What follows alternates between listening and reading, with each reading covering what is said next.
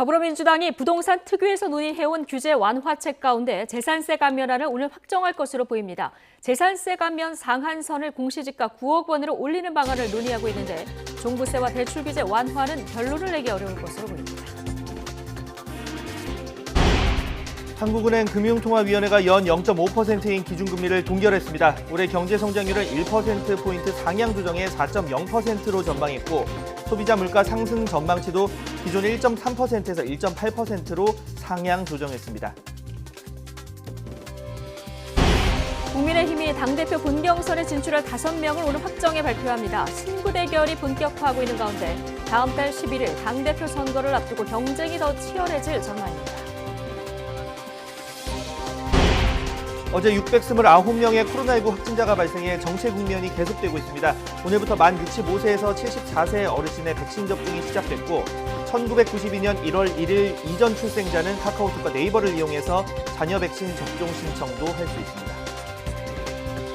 시청자 여러분 안녕하십니까? 5월 27일 뉴스앤 이슈 시작합니다. 더불어민주당이 그동안 논의해온 부동산 규제 완화책 가운데 오늘 재산세 감면안을 확정할 것으로 보입니다. 당권 경쟁이 한창인 국민의힘은 오늘 당대표 경선에 출마한 후보들 가운데 본 경선에 진출할 5명을 확정해서 발표하는데요. 자세한 내용 국회 취재기자 연결해서 알아보겠습니다. 이경국 기자.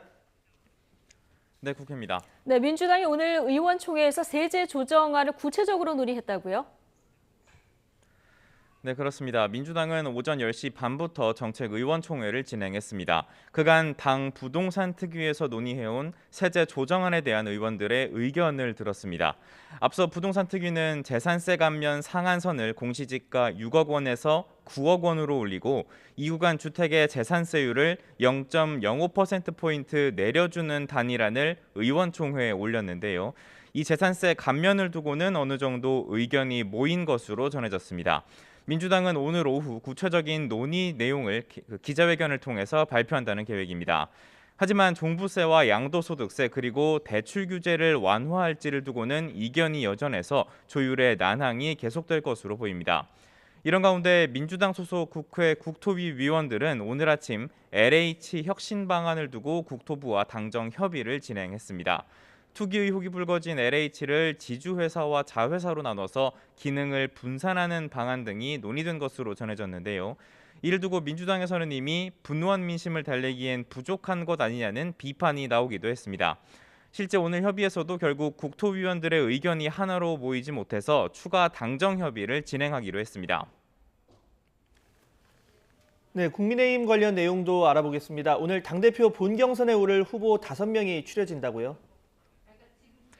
네, 그렇습니다. 국민의힘 당대표 경선에 출마한 후보 8명 가운데 본경선 대상자 5명이 오늘 결정이 됩니다. 어제부터 당원과 일반 국민 여론조사가 진행이 되고 있는데요. 이르면 오전 중에는 마무리가 될 것으로 보입니다. 국민의힘 전당대회 선거관리위원회는 오후 4시 회의에서 여론조사 결과를 최종 의결한 뒤 발표할 예정입니다. 당대표 경선은 신진과 중진들의 신구 대결 속에 개파 논란까지 불거진 상황인데요. 이 본경선 진출자 5명 가운데 어느 쪽이 다수를 차지할지가 본경선 판도를 예측할 수 있는 가늠자가 될 전망입니다. 주호영 전 원내대표와 나경원 전 의원, 앞선 여론조사에서 1위를 차지한 이준석 전 최고위원이 이 대권에 도전한 유승민 전 의원과 가깝다는 점을 집중적으로 부각하고 있는데요. 이 공정한 대선 관리가 어렵다는 점을 집중적으로 지적을 하고 있습니다. 이에 이 전 최고위원은 전당대회를 구태로 회귀시키려는 것이라며 크게 심판받을 것이라고 반박했습니다. 한편 다른 신진 당권 주자들도 비판에 가세했는데요. 초선인 김웅 의원은 옛 친이계 이재호 상임고문의 단체가 주호영 전 원내대표 지지 문건을 만든 점을 지적하면서 도리어 중진들에게 개파 정치에 망령이 남아있다고 지적을 했습니다. 초선인 김은혜 의원도 SNS를 통해서 중진 후보들이 느닷없는 개파 낙인으로 전당대회를 막장으로 변질시켰다면서 지금이라도 물러서라고 꼬집었습니다. 네, 대선 주자들 상황도 좀 짚어보죠. 오늘 여권에서 또 한 명의 후보가 공식 출마를 선언했죠? 네, 그렇습니다. 이른바 원조 친노로 불리는 민주당 이광재 의원입니다. 삼선인 이 의원은 노무현 정부 당시 청와대에서 국정상황실장을 지낸 친노 핵심 인사로 꼽히는데요. 이 의원은 오늘 오전 9시 반 서울 여의도 중소기업중앙회에서 대선 출마를 공식 선언했습니다. 50명이 넘는 민주당 의원들이 행사장에 왔고요. 대권 경쟁자이기도 한 이낙연 전 대표와 정세균 전 국무총리도 참석을 했습니다. 또 친노 친문진영 원로격인 이해찬 전 대표도 함께 자리를 지켰습니다. 이 의원은 경제와 외교 그리고 세대 교체를 강조하면서 위대한 대한민국을 만들겠다고 강조했고요. 김대중, 노무현 전 대통령의 정신을 이어가고 문재인 대통령의 뉴딜도 반드시 성공시키겠다고 다짐했습니다. 지금까지 국회에서 전해드렸습니다. 네, 김호수 검찰총장 후보자 인사청문회 바로 다음 날인 오늘 검찰 인사위원회가 열립니다. 이른바 김호수 패싱 논란 속 대대적인 검찰 인사와 조직 개편을 앞두고 간부급 인사들의 승진과 전보 기준을 논의하는 자리가 될 전망인데요. 취재 기자 연결해 보겠습니다. 우철희 기자. 네, 대검찰청입니다. 자, 오늘 검찰 인사위원회 이거 어떤 의미가 있다고 봐야 하는 겁니까? 네, 신임 검찰총장이 취임하기도 전인 김호수 후보자 청문회 직후에 검찰 인사위원회가 열린다는 점에 특히 주목할 필요가 있습니다. 검찰 인사위원회는 오늘 오후 2시에 경기도 과천 법무부 청사에서 열릴 예정입니다. 인사위는 검사의 임용과 전보, 그 밖의 인사에 관한 중요 사항을 심의하기 위해 구성된 기구입니다. 위원장 1명을 포함해서 검사와 판사, 변호사, 학계 전문가 등 모두 11명의 위원으로 구성됩니다. 박범계 법무부 장관이 신임 검찰총장 취임 뒤 대규모 인사를 공언했고 대대적인 조직 개편까지 착수한 만큼 이에 뒤따르는 인사의 기준과 원칙을 논의하는 자리가 될 것으로 보입니다. 특히 이른바 검찰 인사의 꽃이라 불리는 검사장급 고위 간부들의 승진 기준 등을 논의하는 자리가 될 전망입니다. 다만 오늘 인사위는 구체적인 검찰 인사안을 논의하거나 결정하는 는 아닙니다. 인사위는 보통 승진, 전보 인사가 임박한 시점에 열렸는데요. 이번에는 신임 검찰총장 취임 전에 개최된다는 것이 상당히 이례적입니다. 이 때문에 김호수 후보자 패싱 논란이 제기되는 겁니다. 검찰청법에는 법무부 장관이 검찰총장의 의견을 들어서 검사의 보직을 대통령에게 제청한다고 규정하고 있습니다. 그런데 김호수 후보자가 후보자 신분으로 박범계 법무부 장관과 인사 원칙 등을 조율한 게 아닌 이상 법무부가 김 후보자 의견을 듣지 않고 인사의 기본 원칙과 기준을 미리 정하는 셈이기 때문입니다. 앞서 박범계 장관은 총장 의견을 듣는 것과 인사위는 별개라면서 패싱이 아니라고 선을 그었습니다. 오늘 출근길에도 기자들과 만나 인사 적체와 검사 보직 관련 여러 어려움이 있어서 전반적인 점검을 해야 할 때라고 인사위 소집 이유를 밝히기도 했습니다. 법무부도 인사위 직후에 인사를 내지 않고 신임 총장 취임 뒤에 구체적인 인사안을 논의할 방침이라고 설명했습니다. 앞서 추미애 법무부 장관과 윤석열 검찰총장 시절 검찰 인사를 둘러싸고 갈등이 극에 달했습니다. 강도가 덜하긴 했지만 박범계 장관 취임 이후에도 검찰 인사를 둘러싼 갈등은 계속됐습니다. 신임 총장 취임 이후에 있을 이번 정기 인사가 더 주목되는 이유입니다. 지금까지 대검찰청에서 YTN 우철입니다. 고위공직자 범죄수사처가 현직 검사 1호 사건으로 수사에 착수한 윤중천 씨 면담보고서 허위 작성 유출 의혹 당사자 이규원 검사를 다시 소환했습니다. 공수처는 오늘 오전 9시 반쯤 이 검사를 피의자 신분으로 불러 조사하고 있습니다. 이 검사에 대한 공수처 조사는 지난 25일 첫 소환 뒤 이틀 만입니다. 이 검사는 지난 2018년 말부터 이듬해까지 대검 진상조사단 소속으로 일하면서 건설업자 윤중천 씨를 만나 김학의 전 법무부 차관 등과 관련한 허위 면담 보고서를 작성하고 일부 내용을 특정 언론에 유출한 혐의를 받고 있습니다. 네, 코로나19 상황 보겠습니다. 어제 하루 신규 확진자 수는 629명입니다. 확진자 수는 이처럼 400명에서 700명대를 오르내리면서 급격히 늘지도 줄지도 않는 정체 국면이 계속되고 있는데요. 취재 기자 연결해 보겠습니다. 신현준 기자. 네, 신현준입니다. 예, 자 정체 국면이 좀 길어지고 있는데요. 0시 기준 확진 현황 정리해 보죠. 네, 오늘 0시 기준 신규 환자는 629명입니다. 전날보다 78명 줄면서 하루 만에 700명 아래로 떨어졌지만 닷새 만에 600명대를 기록하면서 여전히 안심할 수 없는 상황입니다. 특히 수도권은 물론 비수도권에서도 감염이 잇따르고 있고 가족과 지인 등 개별 접촉의 고리를 타고 코로나19가 퍼져 확산세를 막기가 쉽지 않은 상황입니다. 감염 경로를 보면 국내 발생이 620명, 해외 유입이 9명입니다. 지역별 국내 감염은 서울이 216명, 경기가 168명, 인천이 30명으로 수도권 환자만 414명입니다. 수도권 밖에서는 대구가 27명으로 가장 많았고 제주가 26명, 대전 23명, 부산과 경남이 각각 18명 등입니다. 전국 17개 모든 시도에서 신규 환자가 나왔습니다. 코로나19 사망자는 3명이 추가됐습니다. 위중증 환자는 3명이 늘어 154명입니다. 백신 접종 현황도 나왔는데요. 어제 1차 신규 접종자는 8만 7천여 명입니다.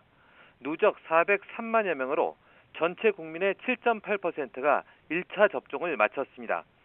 2차 신규 접종자는 6만 5천여 명으로 누적 201만 명을 넘었습니다. 지금까지 사회부에서 YTN 신현주입니다. 네, 오늘부터 만 65세부터 74세 사이 예약자를 대상으로 아스트라제네카 백신 신규 접종이 시작됐습니다. 정부는 어르신을 중심으로 상반기 1,300만 명을 접종하는 걸 목표로 잡고 속도를 올리는 모양새입니다. 자, 백신 접종이 이루어지고 있는 요양병원에 YTN 취재기자 나가 있습니다. 연결해 보겠습니다. 김혜린 기자. 네, 서울 성산동에 있는 요양병원에 나와 있습니다. 예. 자, 오늘부터 코로나19 백신 접종 대상이 좀 늘어났는데요. 실제로 접종하러 오신 분들도 좀 많아진 상황입니까? 네, 그렇습니다. 제가 나와 있는 이곳 요양병원에서는 오전 10시부터 이제 신규 백신 접종자들이 와 있습니다. 백신 접종을 기다리는 인원으로 꽤 붐비는 모습인데요. 백신 접종을 위해서는 미리 체온을 재고 이곳에서 예진표를 작성해야 하는데 체온 38도를 넘긴 예약자는 돌려보내는 등 방역에 신경을 쓰는 모습도 보였습니다. 오늘 이곳에 아스트라제네카 백신 접종을 예약한 이들은 모두 46명으로 부근에 사는 지역 주민들입니다. 오늘부터 이곳 요양병원을 포함해 전국 위탁의료기관 12,800곳에서 아스트라제네카 백신 1차 예방접종이 시작됩니다. 만 65살부터 74살 사이 대상자 513만여 명과 중증 호흡기 질환자 7천여 명 등 모두 514만 명이 신규 접종 대상입니다.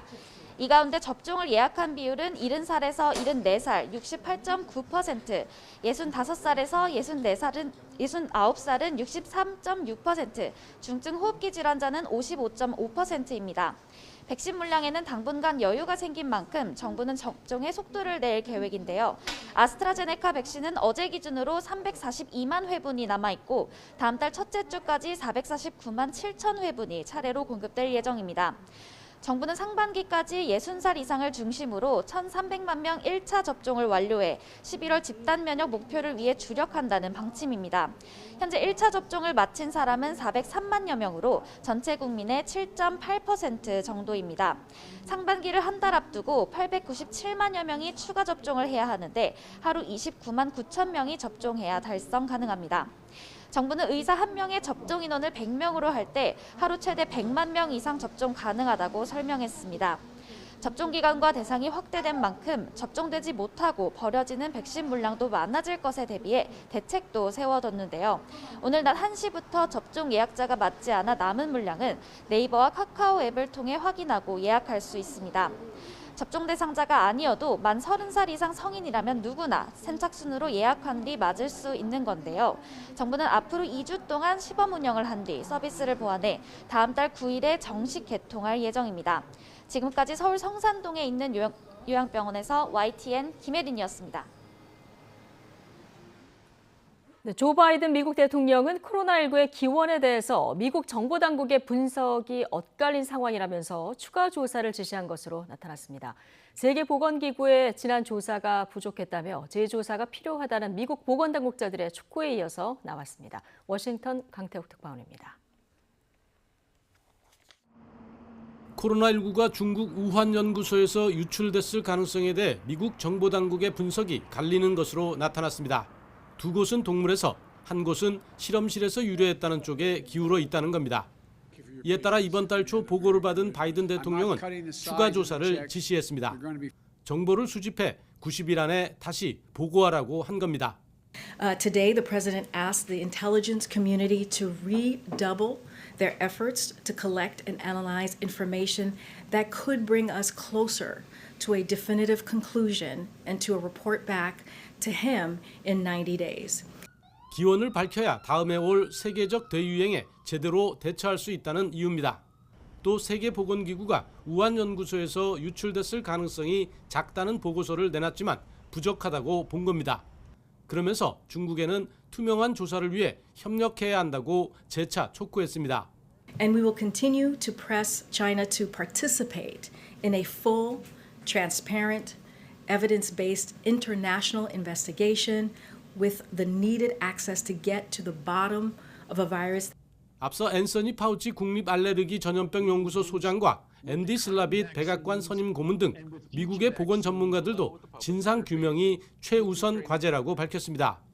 미국에서 코로나19 기원 조사 필요성이 이처럼 다시 확산하면서 중국의 협조를 요구하고 있는 만큼 전임 트럼프 정부에 이어 바이든 정부에서도 미중 갈등의 한 요소가 될 것으로 보입니다.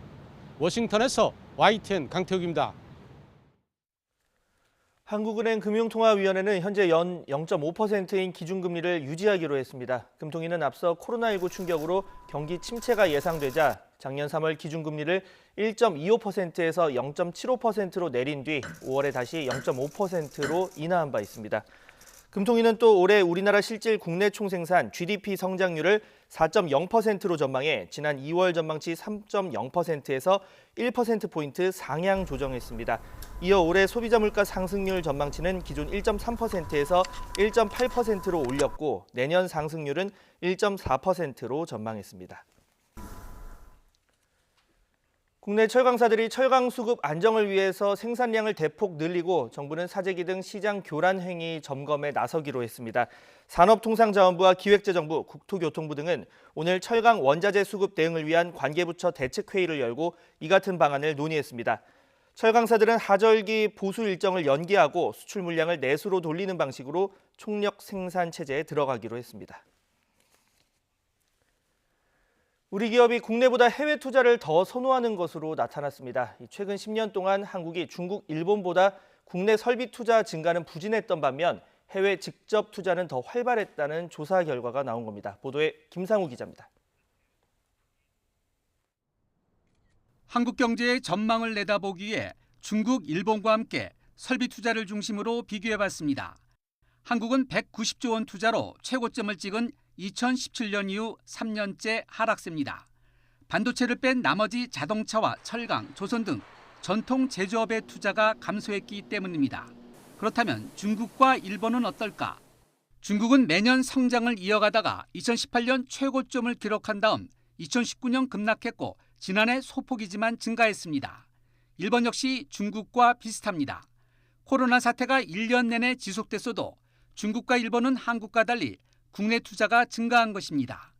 이번에는 한중일 세 나라의 10년 평균 자국의 설비 투자를 비교해봤습니다. 한국 2.5%, 중국 4.3%, 일본 3.9%로 한국이 가장 저조했습니다. 같은 기간 세 나라의 해외 투자도 살펴봤습니다. 한국의 연평균 중과율이 7.1%로 중국 6.6%, 일본 5.2%에 비해 가장 높았습니다. 지난 10년 동안 한국의 설비 투자 증가율이 중국, 일본에 비해 상대적으로 부진했던 건 중국이 헬스케어, 전자상거래 등 신성장 동력 투자가 지속적으로 증가하고 일본이 기업 감세 정책과 적극적인 산업 정책으로 민간 핵심 투자가 활발했기 때문입니다. 우리의 설비 투자가 이렇게 중국과 일본에 비해서 해외 투자가 많고 국내 증가세가 둔화하는 상황 속에 반도체 의존도가 커지고 있습니다. 전체 설비 투자 중 반도체는 2011년 23.4%에서 지난해 45.3%로 9년 사이 21.9%포인트나 상승했습니다. 특히 업종별 설비 투자 구성을 일본과 비교해보면 우리의 반도체 투자 비중이 압도적으로 높습니다. 한국경제연구원 최근 조사를 보면 올해 국내 500대 기업 중 58%는 코로나 재확산 등 경제 불확실성으로 국내 투자 계획이 없거나 축소할 계획인 것으로 나타났습니다. YTN 김상호입니다. 최근 이딴 악재로 가상화폐 시장이 휘청이고 있죠. 은성수 금융위원장이 신고를 마친 가상화폐 거래소에서 거래하면 투자 자금이 보호된다고 언급했습니다. 이런 가운데 국내 최대 가상화폐 거래소 업비트와 K뱅크의 재계약도 성사될 전망입니다. 보도에 이종수 기자입니다. 가상 자산에 들어간 분들까지 우리가 뭐 예를 들어서 그림을 사고 판다는 것까지 우리가 그걸 다 보호해야 될 대상이냐는 부분에서는 좀 생각이 다르고요. 지난달 국회에서 가상자산에 투자한 이들까지 정부에서 다 보호할 수는 없다. 가상화폐는 인정할 수 없는 화폐라며 강경 입장을 보인 은성수 금융위원장. 이렇던 은 위원장이 신고를 마친 가상화폐 거래소에서 거래가 이루어지면 투자자의 자금이 보호될 수 있다고 한 발 물러섰습니다. 은 위원장은 기자들에게 해당 법에 따르면 가상화폐 거래소는 9월 25일까지 고객 실명을 확인할 수 있는 계좌 등을 받아 신고해야 하고 신고된 거래소라는 틀 안에 들어오면 자연스럽게 투자 자금이 보호되는 셈이라고 강조했습니다. 최근 테슬라 CEO 일론 머스크의 이딴 말바꾸기와 중국과 유럽연합, 미국이 잇따라 가상화폐 거래에 대해 강력한 규제의 칼날을 빼들어 휘청이던 국내 가상화폐 시장에 일단 숨통이 트인 셈입니다. 여기에 비대면 계좌 개설 등에서 시너지를 내면서 최근 급격히 덩치를 키워온 국내 최대 가상화폐 거래소인 업비트와 인터넷 전문은행 K뱅크의 재계약 전망이 밝다고 K뱅크 측은 밝혔습니다. 업비트는 사업 규모나 운영 면에서 우수한 역량을 보유하고 있다고 알고 있습니다. 그럼에도 자금 세탁 방지 역량이라든가 새로운 규제 환경 하에서 거래소에 요구되는 여러 사항들을 은행 입장에서 면밀히 검토할 예정입니다. 각 거래소는 9월까지 은행으로부터 고객 실명을 확인할 수 있는 입출금 계좌를 받아야 하는데 업비트가 계속해서 K뱅크의 계좌를 확보할 수 있느냐가 국내 코인 시장의 판도를 좌우할 것으로 전문가들은 보고 있습니다. 한편 블록체인 전문가로 불렸던 금융감독원 부국장이 국내 최대 암호화폐 거래소인 업비트로 이직하기 위해 사직서를 낸 것으로 확인됐습니다. 금감원 내부에서 가상화폐 거래소로 이직한 사례는 이번이 처음입니다. 사직서를 낸 금감원 부국장은 거래소 업비트에 취업하기 위해 정부 공직자윤리위원회 심사를 앞둔 상태입니다. 최근 가상화폐 업계가 급속도로 성장하면서 각 분야에서 전문가를 잇따라 영입하고 있는데 지난달에는 법무부 장관 정책보좌관실 소속 현직 검사가 업비트의 운영업체 두남으로 이직하기 위해 사표를 냈지만 이직이 무산되기도 했습니다. YTN 이종수입니다. 내년 가상화폐 투자 수익 과세를 앞두고 정부가 가상화폐 관련 중앙부처와 금융공공기관을 대상으로 행동강령 운영 실태를 점검합니다. 국민권익위는 최근 가상통화 시장의 불안정성이 높아지면서 일부 공직자들이 직무 관련 내부 정보를 활용해 가상통화 투기에 편승할 우려가 커짐에 따라 이해충돌 방지 제도에 대한 실태 점검에 나선다고 밝혔습니다. 이번 점검은 가상통화 관련 부서와 직위 지정 여부, 거래 제한 기준, 보유사실 신고, 직무배제 등 이해충돌 소지를 사전에 차단할 수 있는지 중점적으로 살필 예정입니다. 격리병사에 대한 부실급식 논란으로 급식량을 늘리는 대책이 나오면서 조리병들은 가중되는 업무량에 지쳐가고 있습니다.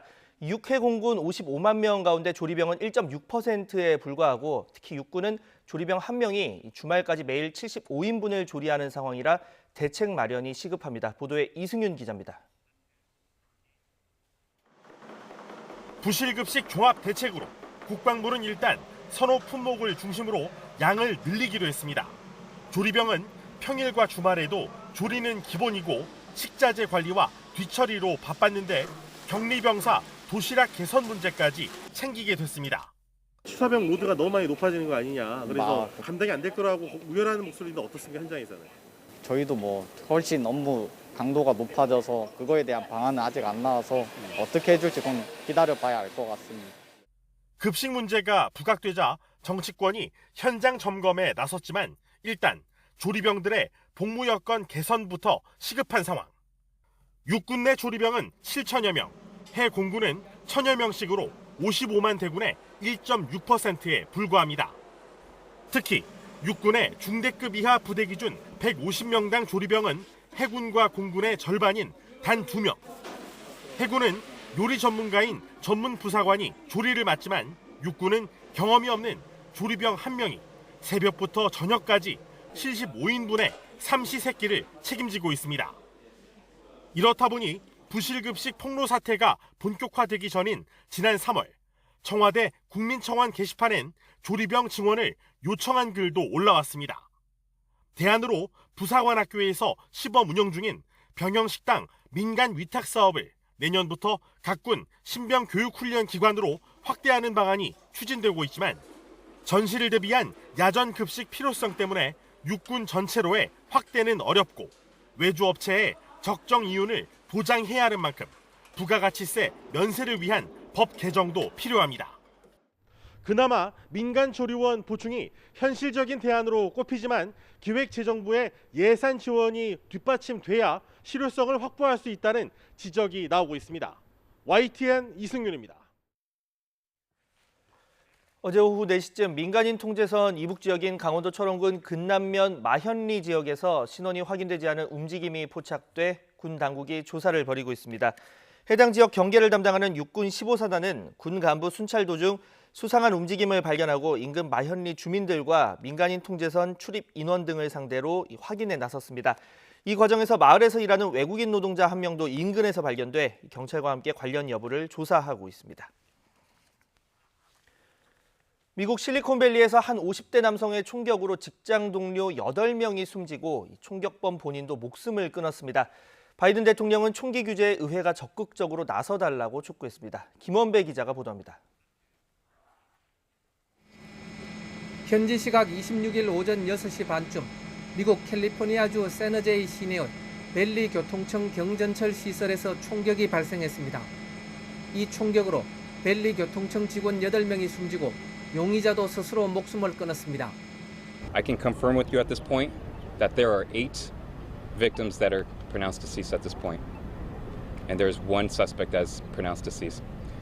용의자는 벨리 교통청 기술직 남자 직원인 57살의 세뮤얼 커시디로 밝혀졌습니다. 커시디는 경찰이 현장에 도착했을 때도 총격을 계속하다 경찰과 눈이 마주치는 순간 스스로 목숨을 끊었다고 AP통신은 보도했습니다. 아직 정확한 범행 동기는 밝혀지지 않았지만 커시디의 전 부인은 그가 직장 동료들을 죽이고 싶다는 말을 해왔다고 언론에 전했습니다. 센타클레라 카운티 보안관실은 총격 사건이 발생한 경전철 정비창 건물 내에 폭발물이 있다는 첩보에 따라 수색 작업을 벌였고 실제로 경찰견이 일종의 폭발물을 찾아내기도 했다고 밝혔습니다. 이에 따라 사건 현장에서 증거와 정보를 수집하는 작업은 늦어지고 있습니다. We received information that there are explosive devices that are located inside the building. That being said, we activated our bomb squad, which is currently out on scene and trying to determine, pretty much we're trying to clear out every room and every crevice of that building to ensure that the public safety is rest assured if we open up that building later on in the near future. 경찰은 총격 사건이 일어나기 직전 용의자의 집에서 화재가 발생했다고 밝히고 이번 사건과 연관성을 조사하고 있다고 전했습니다. 한편 조 바이든 미국 대통령은 이번 총격과 관련해 규탄 성명을 발표하고 의회의 신속한 대응 입법을 촉구했습니다. YTN 김원배입니다. 지구의 그림자가 커다란 보름달을 완전히 가리는 현상, 슈퍼 블러드 문이라고 하는데요. 3년 만에 다시 나타났습니다. 우리나라는 날씨가 흐려서 볼 수 없었지만 미 서부와 칠레, 호주 등 세계 곳곳에서 많은 인파가 몰렸습니다. 김태현 기자가 전합니다. 칠레 수도 산티아고 하늘에 뜬 커다란 보름달. 달 윗부분부터 그림자가 지기 시작해 차차 월식이 진행됩니다. 완전히 가려지는 개기 월식에 도달하기 직전 비행기 한 대가 달빛을 스쳐 지나가는 모습이 이채롭습니다. 호주 시드니에서도 개기 월식이 관찰됐습니다. 완전히 가려졌던 보름달이 조금씩 커지며 되살아납니다.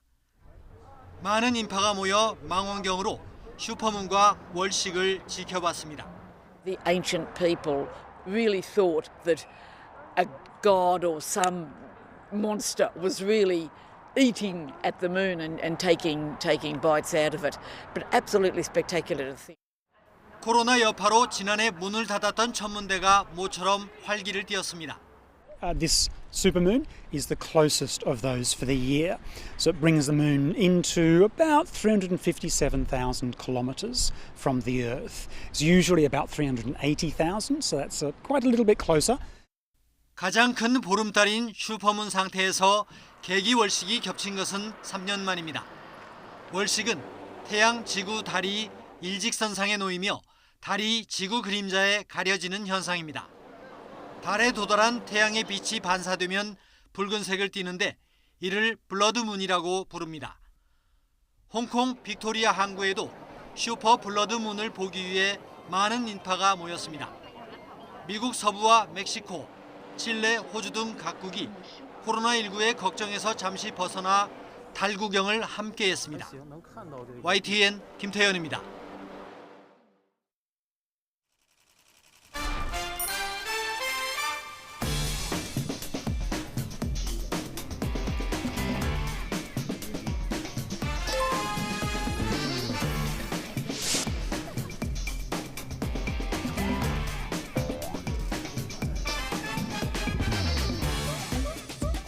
집을 가진 것도 보통이고 못 가져서 보통이고 할 수도 없어 보통입니다. 북핵 문제, 북한 인권 문제에 대해서 보다 적극적인 대처가 필요하다고 봅니다. 나는 언제 무슨 백신을 맞을 수 있는지 선택할 수 있는 건지 아직까지는 단순한 그런 병입 수준의 생산 협의에 머물렀다는 게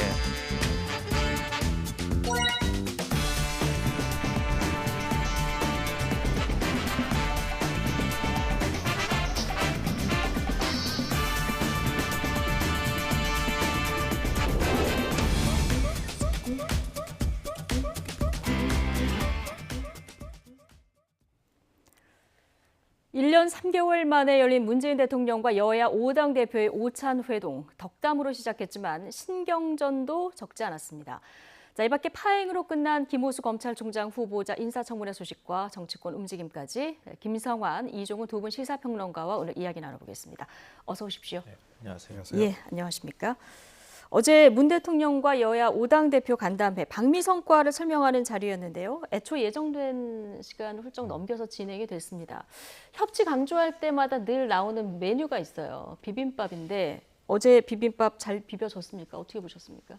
뭐 따로 놀았다고 해도 과언이 아닐 것 따로 같거든요. 놀았다. 예. 122분 동안 대화를 나눴는데 할 말만 하고 끝난 이게 물론 이제 그 자리가 가지고 있는 상징성이 있을 수 있죠. 왜냐하면 대통령이 야당의 의견을 듣겠다고 하는 그런 취지에서 마련된 자리니까 그런 대통령의 의지가 반영된 것이다 이렇게 또 평가할 수 있을 거고요. 야당 입장에서 보면 그동안에 대통령한테 직접 얘기할 수 있는 기회가 없었기 때문에 할 말들 대통령 앞에서 다 했다 이런 이제 성과를 가져가고 싶은 욕심은 알겠으나 정치는 대통령하고 야당 대표들만 하는 게 아니잖아요. 예. 국민을 보고 해야 되는 것인데 뭐 비빔밥을 만드는 걸 떠나서 각자 메뉴가 따로 노는 재료가 따로 노는 이런 모습들을 과연 이런 회동을 할 필요가 있겠는가 이런 실망스러운 국민들이 여론이 있을 거라고 생각합니다. 예, 일단 각자 의견만 얘기하는 자리에 좀 아쉬움을 표명을 해주셨는데요. 백신 포함해서 한미 정상회담 결과에 대해서는 당연히 좀 시각차가 있었고요. 그 외에 국내 현안에 대한 시각차도 상당했어요. 네, 뭐 그럴 수밖에 없죠. 예. 그러니까 비빔밥이 제대로 만들어지려면 사전 조리 과정이 상당히 필요한 거잖아요. 예. 제가 보기엔 지금 이 각 당이 그냥 재료 상태다.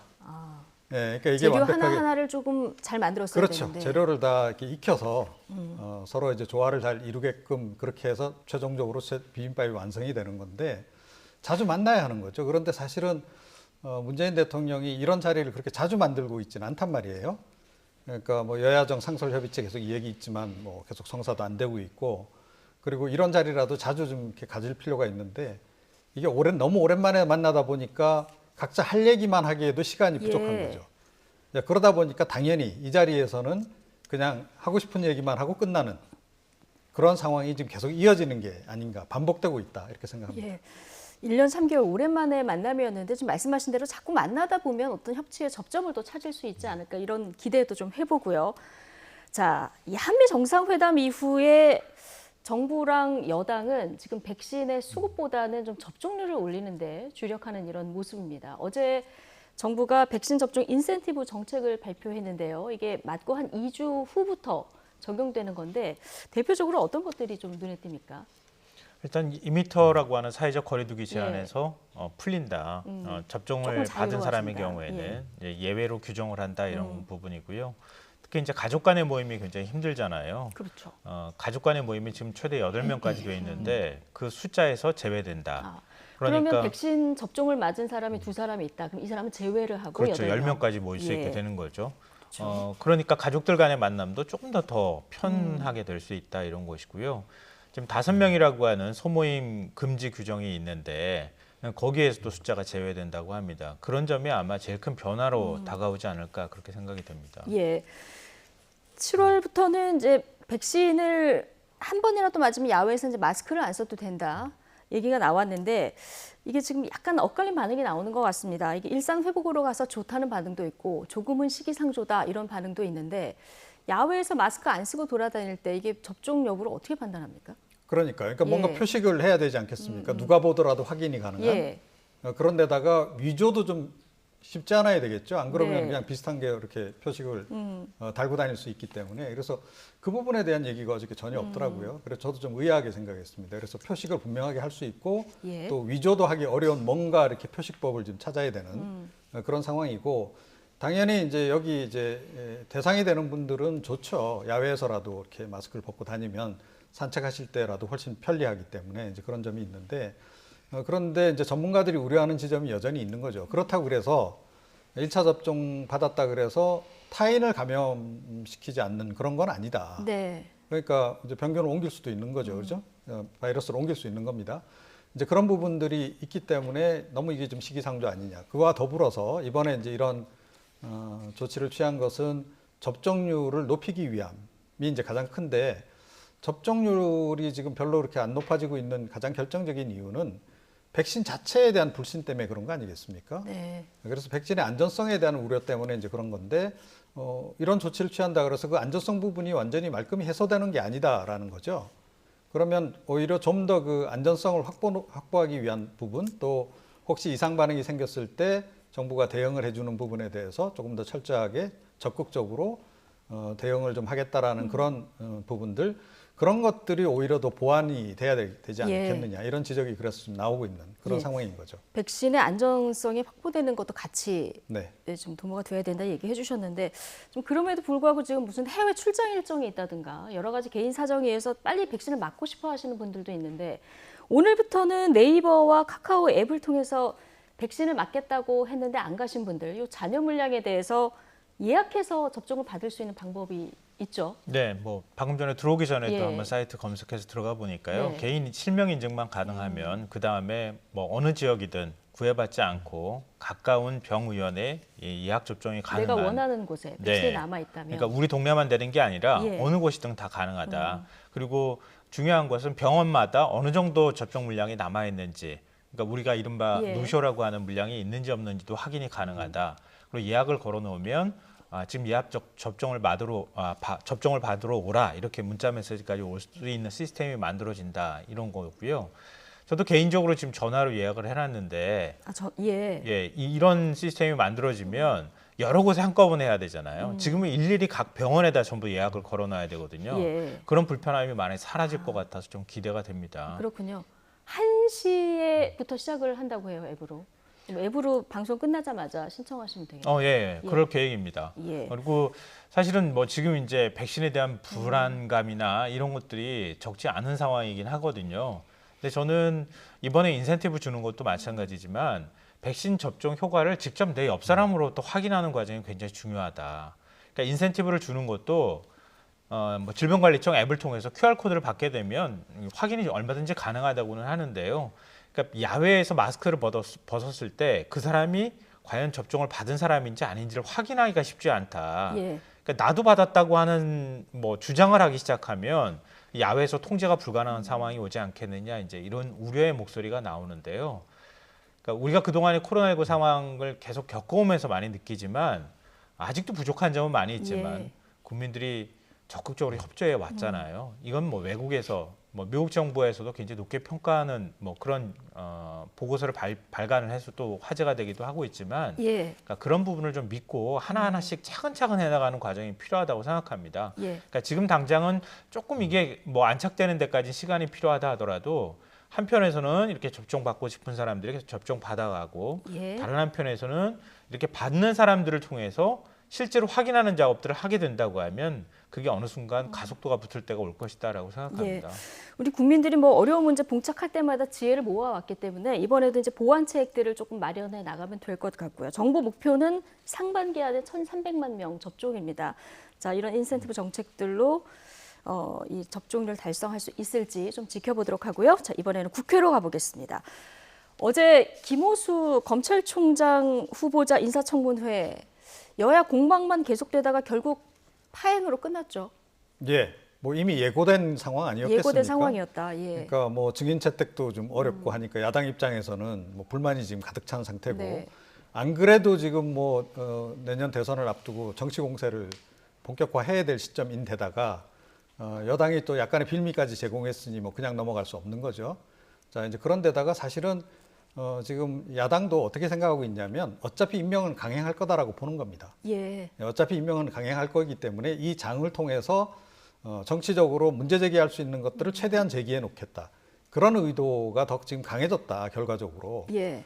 그래서 뭐 사실은 후보자 본인에 대한 질문보다는 여야 의원들 간의 설전이 더 지금 격렬해지는 그런 양상으로 지금 전개가 되고 있는 거죠. 그러니까 이 뭐 안 돼도 재송부 요청하고 여당이 청문 보고서 단독으로 채택하고 임명하고 이러면 되기 때문에 야당도 그렇게 뭐 날을 세울 필요는 없었다. 뭐 이런 얘기로 들리고 하고 싶은 얘기를 하는 자리가 됐다는 얘기 해주셨는데, 자, 어제 인사청문회에서는 그러다 보니까 당사자인 김호수 후보자보다 민주당 김용민, 김남국, 그리고 국민의힘 유상범, 조수진 의원 등 서로 공격을 주고받는 의원들이 더 많이 주목을 받기도 한 것 같습니다. 청문회 장면 잠시 보고 오시죠. 마주 보면서 계속 상임위를 하는 과정에 이와 같은 형태로 상대방 의원에 대해서 명예를 훼손하는 듯한 그래서 앞서서 의원이 한다면, 그럼 그동안 김용민 이렇게 되면 앞으로 김용민 의원이 고소고발된 사건을 모두 까집어서 김용민 의원을 비난해도 다 받아들이겠습니까? 그렇게 할 수 없지 않습니까? 아까 뭐 유상범 의원님께서도 그런 말씀하셨는데, 아까 유상범 의원님 띄우신 PPT에도 제 얼굴이랑 이름이 그대로 박혀 있더라고요. 그것이 동료에 대한 예의를 먼저 안 지키신 거 아닙니까? 조수진 의원님 툭하면 제 얘기하시는데 그 발언권 얻고 얘기하세요. 눈 그렇게 크게 뜬다고 그렇게 뭐 이렇게 똑똑해 보이지 않으니까 발언권 얻고 말씀하십시오. 자, 그렇게 얘기하세요. 예, 눈 크게 뜬다고 똑똑해 보이지 않으니까 이런 얘기까지 나왔는데, 검찰총장 검증하는 자리인데요. 이 여야간 공방 어떻게 보셨습니까? 불청산합죠. 예. 국회의원들끼리 싸우라고 만든 자리는 아닌데, 그러니까 청문 후보자를 검증하라고 하는 자리에서 저런 모습들을 보이는 것, 일종의 감정 싸움하는 듯한 모습처럼 보이잖아요. 물론 뭐 국회의원들도 사람이니까 감정 싸움이 어느 정도 있을 수는 있는데, 저렇게 서로 간에 의도적으로 상대를 깎아내리는 모습을 국민들은 어떻게 바라볼까, 이런 생각이 들고요. 이게 청문회 제도로 다시 되돌아갈 수밖에 없는 것 같아요. 그러니까 후보자를 그냥 무조건 깎아내리려고만 하는 모습.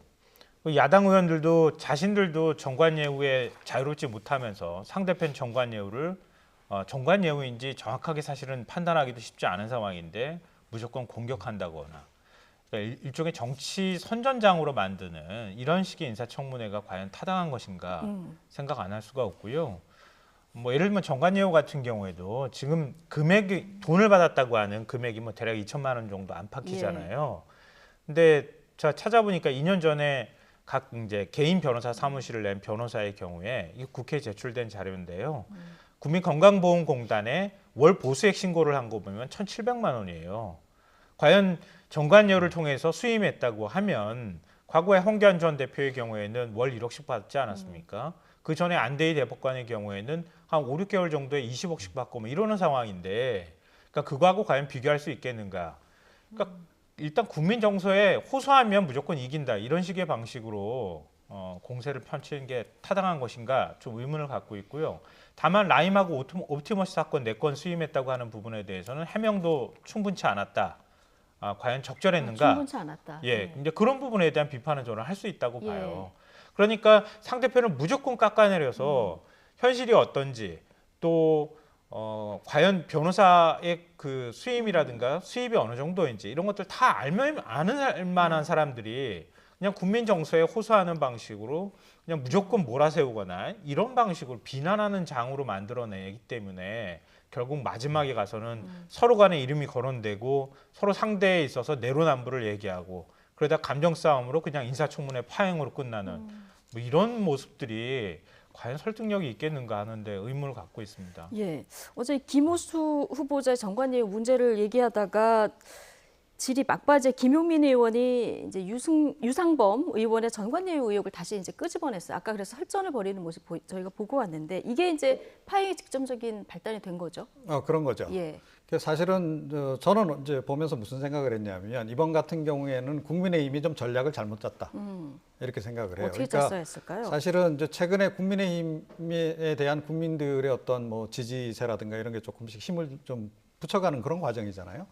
이럴 때일수록 사실은 전공법으로 가야 됩니다. 인사청문회 과정에서 원래 취지에 맞게끔 충실하게 하고 주어진 조건 하에서 물론 여당이 증인 채택을 많이 안 해줘서 불만이 있겠죠. 그렇더라 하더라도 어찌됐건 나온 그 증인 그러니까 참고인 대상으로 해서 또 그 후보자 본인 대상으로 해서 공식적으로 제기할 수 있는 문제들을 따박따박 제기해 나가는 어떻게 보면 모범생다운 그런 모습을 차라리 보였더라면 어땠을까? 정치 공세를 하지 않고. 그러면 요즘 같은 국면에서는 훨씬 더 아마 국민들이 좋은 점수를 줬을 것 같아요. 그런데 지금 보면 똑같이 싸우는 모습을 지금 보이고 있다는 거죠. 그럼 차별화가 안 되잖아요, 사실은. 그런 부분에서. 그래서 제가 보기에는 어제 같은 경우에는 전략을 좀 잘못 짰다. 그리고 사실은 여당의 전략이라고 하는 건 언제나 뻔해요. 그러니까 국민의힘이 여당이 됐을 때도 이제 마찬가지 상황이 이제 벌어질 거라고 보는데 통상적으로 이렇게 지연 전략 쓰거나 아니면 파행 전략 쓰거나 그런 거 아니겠습니까? 네. 전략은 빤한 거예요. 그러면 오히려 이쪽에서 그 역으로 사실은 접근해 갔더라면 어제 인사청문회 과정을 통해서도 훨씬 더 국민에게 좋은 이미지를 심어줄 수 있지 않았을까 이렇게 생각을 그럼 합니다. 이종훈 평론가는 어제 이 유상범 의원의 정관내유 의혹 꺼낸 것도 여당이 일종의 전략이었다 이렇게 볼 수도 있는. 그런 거죠. 예. 이제 사실은 이제 본질하고 상관없는 문제인데 그런 식으로 상대방을 자꾸 건드리는 거죠. 그래서 자극을 해서 이제 정치 공세를 펼치고 어떻게 보면 그거로 해서 신문에 한 줄 나가는 것 이런 것들을 이제 국회의원들이 많이 기획을 해요. 한 건 한다고 이제 흔히 이야기하는 그런 식으로 기획을 많이 하는데 국민의힘은 제가 보기에는 지금 그런 전략을 쓸 때가 아니다 이렇게 생각합니다. 예, 여당이 단독으로 이제 청문 보고서 채택할 가능성이 커진 상황인데요. 지금 야당이 지금 요즘에 국민의힘 좀 분위기가 좋아졌으니까 전략을 좀 달리 썼으면 어땠을까 하는 아쉬움을 토로하셨는데 같은 의견이십니까? 말씀하실 때 앞에서 계속 제가 고개를 끄덕이고 있었거든요. 제가 이종훈 평론가만 보고 있어서. 민주당이 제일 심판받았던 가장 큰 이유 중에 하나는요. 내로남불도 있지만 오만해 보였다고 하는 거거든요. 늘 우리가 선거 전에 하는 말들이 그런 겁니다. 그러니까 오만해 보이면 심판당한다 이제 이런 건데요. 지금 야당도 4.7 재보궐선거 끝나고 난 다음에 승기를 잡았다고 생각하는 측면 그리고 당내 분위기도 제가 볼 때 그렇게 썩 나쁘지도 않아요. 당대표 선거도 흥행에는 성공하고 있잖아요. 근데 그런 면에서 조금 더 몸을 낮춰가면서 국민들 의견을 수렴하는 것처럼 이렇게 모양을 보여주면 훨씬 태도의 측면에서 좋게 보일 텐데 좋은 자리 마련됐다고 해서 그 자리에 가서 그냥 여당을 막 공격하는 근데 그게 타당성 있어 보이지도 않는 공격을 그냥 계속 반복적으로 하는 이런 방식은 좀 납득하기 어려운 측면이 있지 않을까 싶고요. 그러니까 이번에 김호수 후보자와 관련해서 제기된 의혹은 몇 가지 안 돼요, 사실은. 나머지는 이제 정치 중립성에 관한 논란인데 그건 시각에 따라 차이가 있을 수 있잖아요. 그러니까 청문회를 밤 늦게까지 이렇게 끌고 갈 이유가 별로 없었어요, 제가 볼 때는. 근데 반복적으로 똑같이 계속 얘기하면서 계속 흠집잡기 하듯이 덤벼들기 시작하고 결국은 나중에 가가지고 끝나는 것은 여당이 그런 전략을 갖고 있었는지 없었는지 모르겠지만 결국 파행으로 끝났고 파행으로 끝나고 나니까 인사청문 보고서 송부 시한이 20일인데 이미 지나버렸어요. 대통령은 그냥 이틀 정도 시간 주고 바로 그냥 임명해도 되는 겁니다. 그러니까 국회 스스로가 인사청문회 늦게 개최하고 청문 보고서 채택하지 않은 것도 이것도 자기 업무에 대한 혜택이다. 그러니까 그걸 게을리하고 난 다음에 나중에 가서 이거 잘못됐다, 잘됐다 이렇게 얘기하는 게 과연 얼마나 설득력이 있을지 모르겠습니다. 예. 자, 김호수 후보자 여러 가지 의혹 공방도 있었습니다만은 검찰 개혁 관련해서 어떤 생각을 가지고 있느냐 이 부분도 굉장히 중요한 부분 아니었겠습니까? 어제 청문회 내용을 좀 들어보면 답변을 보면 지금 법무부에서 조직 개편안 추진하고 있지 않습니까? 이거 포함해서 이른바 검소완박이라고 하는 이 프레임 여기에 대해서 여권에서 나오는 주류 의견하고는 조금 결이 다른 얘기들도 좀 나온 것 같아요. 그렇죠. 예. 그러니까 이제까지 이제 입법화된 것부터 이제 제대로 좀 안착을 시키자 이제 그런 취지로 좀 이야기를 했는데 원칙론적인 얘기를 한 거긴 해요. 그런데 사실은 조금 더 정치적이었다라고 한다면 또는 이제 여당 편향 저기로 가겠다라고 마음먹었다면 검수완박 완수하겠다라고 얘기를 했겠죠. 근데 그렇지 않아서 아마 민주당 쪽에서 약간 실망했을 수도 있어요. 이것도 자칫 잘못하다가 제2의 윤석열 되는 거 아니야? 이런 이제 우려도 없지 않아 있을 텐데요. 이제 사실은 윤석열 전 검찰총장 같은 경우에는 지금 정부 여당에도 책임이 좀 적잖이 있는 그런 상황이기 때문에 그렇게까지 몰아붙이지만 않으면 사실은 누구라도 그런 반응을 보이지는 않는다 이렇게 생각을 하고 그리고 여당에서 이제 결과적으로 대통령이 임명하게 이제 되겠지만 그럼에도 불구하고 검찰총장은 기본적으로 이 정치적 중립성을 지켜서 일을 해야 된다라고 하는 것, 그걸 좀 잘 인식을 해야 된다. 예. 그리고 자극하면 자극할수록 오히려 더 그 역효과가 날 수 있다라는 거 경험적으로 지금 확인한 거 아니겠습니까? 그렇다면 이번 같은 경우에는 좀 달리 접근해야 된다. 그런데 어제 보니까 그렇게까지 몰아세우지는 않더라고요. 예. 네, 민주당은요 국민의 욕망을 좀 제대로 읽었으면 좋겠어요. 국민의 정서를 읽었으면 좋겠어요. 그러니까 검찰 개혁 뭐 필요하다고 많은 사람들은 공감하죠. 공감하는데 그럼 어떻게 할 건데라고 하는 질문을 던지는 상황이거든요. 그러니까 민주당이 그동안에 제대로 못했잖아요. 기회 줬을 때 제대로 못했다가 검찰과 싸우다가 시간 다 보내고 지금에 와서 검찰 개혁을 미진한 걸 더 하겠다고 검수한 바까지 가겠다고 일부 강경파 의원들을 중심으로 얘기를 하면 그동안 국민들 굉장히 피로해져 있는 상황에서 뭐가 바뀌었느냐고 물어본단 말이에요. 자꾸. 그거에 대한 대답도 제대로 못하면서 자꾸 이렇게 밀어붙이기식으로 가는 게 맞는가. 그러니까 지난번에 문재인 대통령도 언급을 했던 것처럼 지금까지 해왔던 거 그걸 안착시키지도 못한 상황에서 자꾸 제도만 더 만들어 놓고 밀어붙이는 게 이게 과연 나중에 가서 정말 효과성이 있는 국민들이 검찰개혁이 이루어졌다고 하는 체감할 수 있는 정도의 변화가 될 수 있겠는가. 그러니까 저는 지금에 있어서의 현실은 그동안에 못했다고 하는 것에 대한 자성도 필요하지만 검찰개혁을 통해서 제도적 개혁을 하겠다고 해서 공수처 만들고 뭐 검경 수사권 조정하고 이런 과정들이 있었잖아요. 그러니까 그 과정에서 그게 시스템이 제대로 좀 잘 굴러갈 수 있게 미세 조정을 계속 해나가면서 나머지 규정들을 만들어가는 작업을 해야 된다. 뭐 그런 점에서 저는 김호수 후보자가 적절하게 대답한 것이다라고 생각합니다. 검찰개혁 관련해서 여권과 각을 세우다가 지금 결국은 나가서 지금 야권의 대선 후보로까지 거론되는 분이 이제 윤석열 전 검찰총장인데 어제 윤석열 전 검찰총장을 둘러싼 여야 신경전도 상당했어요. 뭐 그럴 수밖에 예. 없죠. 아무래도 이제 화제의 인물이다 보니까 이제 그런 거고 조금 전에 말씀드렸다시피 뭐 여당이 이제 가장 걱정되는 대목은 혹시 또 이번에도 또 제2의 윤석열이 탄생하는 게 아닐까, 뭐 이제 그런 지점이 아니었을까 이렇게 좀 생각이 들고요. 근데 윤석열 전 총장에 대한 그 판단은 그러니까 국민의 판단을 일단 그 여당도 좀 귀 기울여야 한다. 그러니까 왜 국민들이 지금 이 국면에서 윤석열 전 검찰총장에 대해서 저렇게 대망론이 이렇게까지 성장했겠는가 하는 거예요. 예. 그러니까 사실은 추미애 전 장관이 그렇게까지 압박을 안 했더라면 그 당시에 뭐 청와대나 여당이 그렇게까지 압박을 안 했더라면 윤석열 전 총장이 뭐 속된 말로 이렇게까지 떴겠습니까? 이제 그런 부분에 대한 부분을 좀 더 반성을 좀 하는 것이 옳다. 이미 뜬 윤석열을 비판하기보다는 그런 쪽에 더 초점을 맞추는 것이 더 바람직하지 않을까 이렇게 생각합니다. 예. 지지율을 한번 볼까요? 이게 무시할 수 없는 여론 흐름 때문에 여권에서도 이런 견제가 조금 있는 것 같은데요. 지금 잠행을 이어가고 있는데 윤 전 총장의 지지율을 보면은 소폭이지만 하락한 모습을 좀 볼 수 있는데 하지만 민주당 소속 이재명 경기도지사와 함께 여전히 지금 양강 구도를 형성하는 모습 볼 수 있습니다. 지금 언제 등판할까 가장 관심인데 진중권 전 교수는 이제 메시지를 내놓을 때가 됐다. 등판을 촉구하기도 했어요. 글쎄요. 된 거죠. 언제 네. 내놓을지는 잘 모르겠으나 예. 뭐 진중권 전 교수가 이렇게 정치에 해박한지는 잘 모르겠지만 일단 그 시기가 거의 됐다고 하는 예측을 할 수 있는 것은 국민의힘 지도체제가 거의 이제 만들어지는 시기에 다 온 거 아니에요. 그러면 국민의당과 합당 문제를 논의하기 시작할 거고요. 본격적으로. 그럼 야권의 대선 후보를 어떻게 만들 것인지에 것에 대한 얘기가 본격적으로 이제 시작이 될 겁니다. 새로운 당대표가 뽑히면.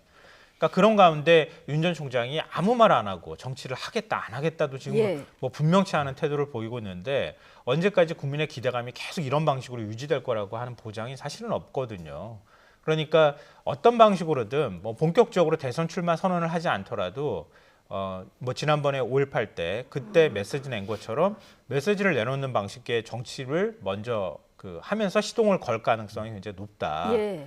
그 시기가 7월쯤이 될지 언제가 될지는 정확하게 단정하기는 어렵지만 상황을 보면서 그런 얘기를 할 것이다라고 생각하고요.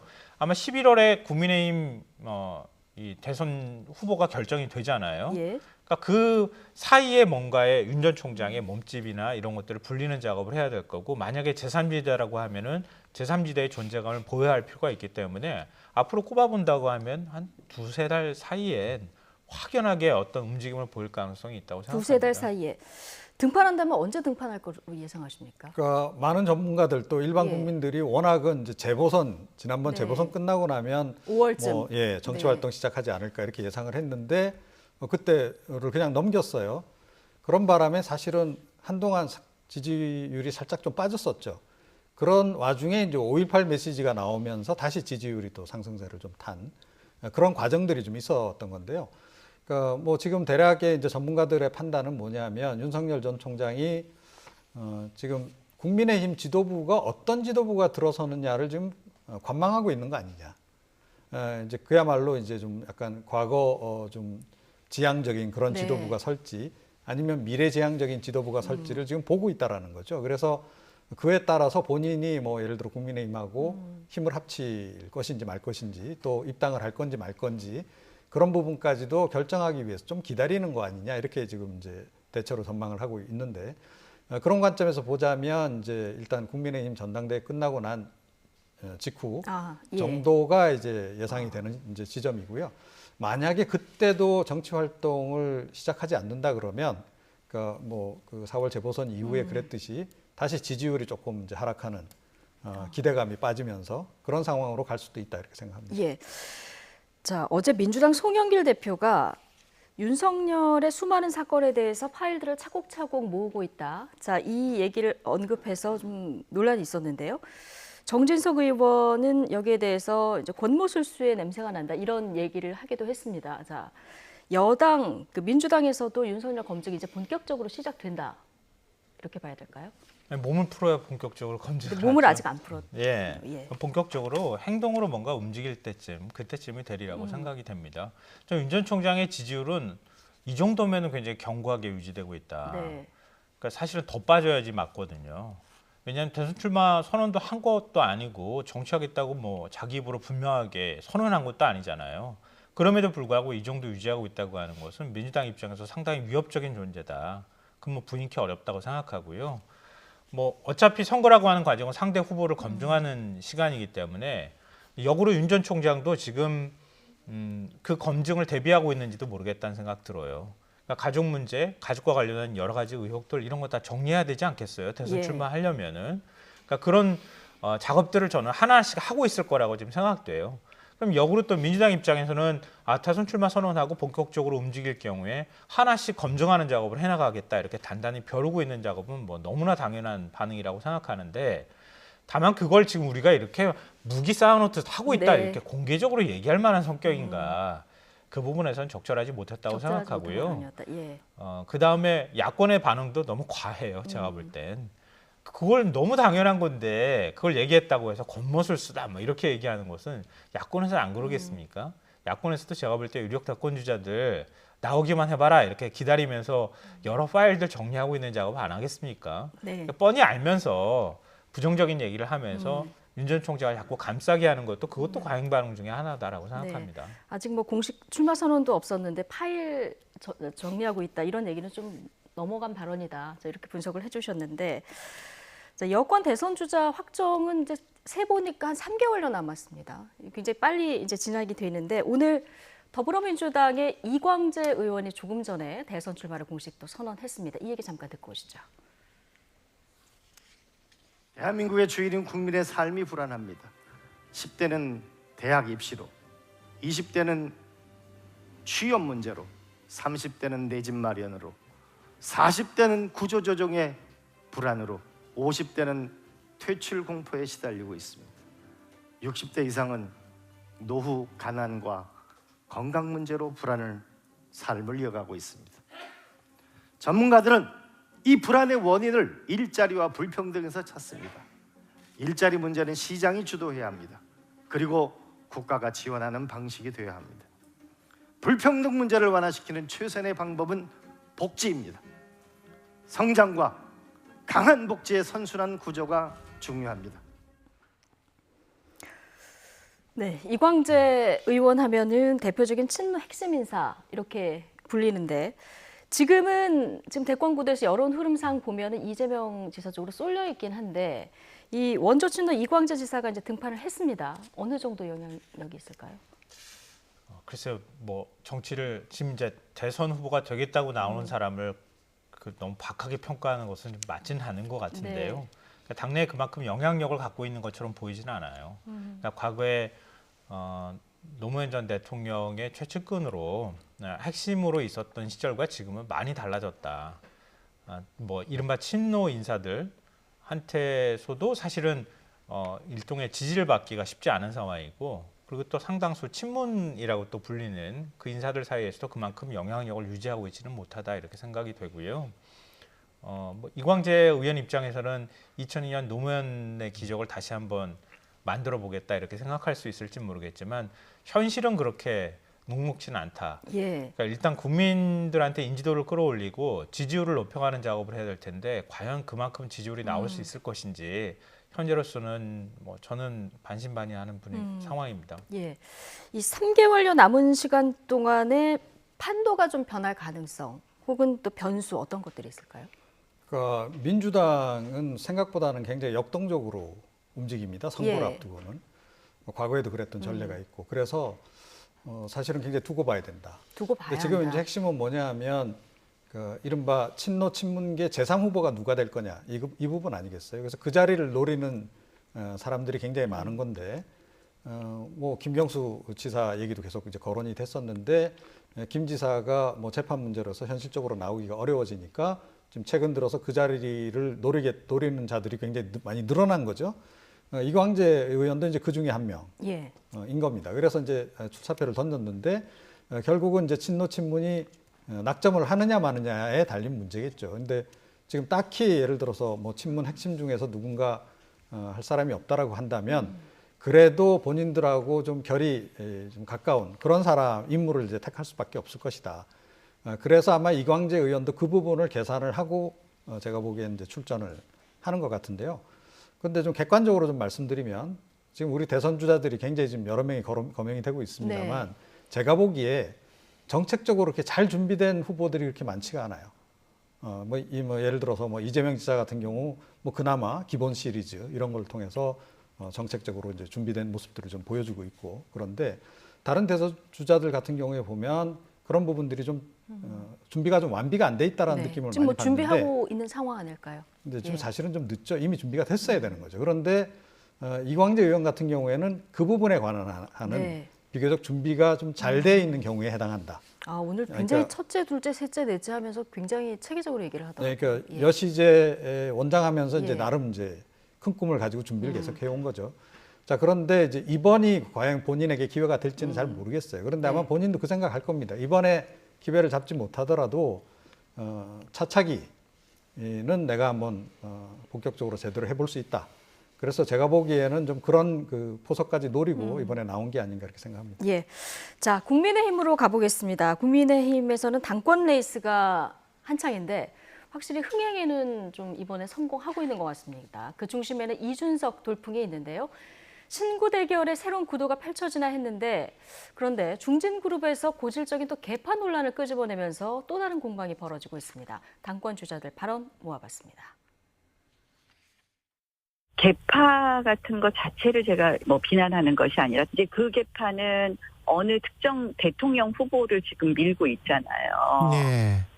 그러면은 다른 후보들이 공정하다고 생각하고 들어올 수 있을까?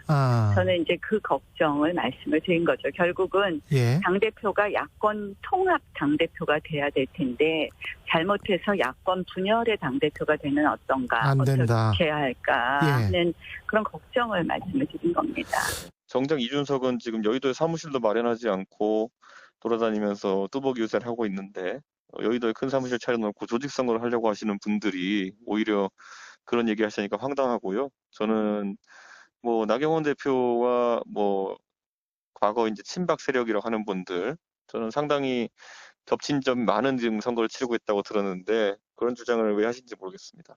지금 뭐 친이계가 뭐 이명박 대통령 감옥 가 계시고 뭐 친이계가 사라진 지 언젠데 그걸 개파라 그래요. 그런 개파라면 언론에서 지금 유일하게 유승민 개파만 있다고 보도되고 있지 않습니까? 의원들 열몇 명 정도가 그 개파를 형성하고 있다 이런 것이지 우리 당내 딴 개파는 없습니다 지금.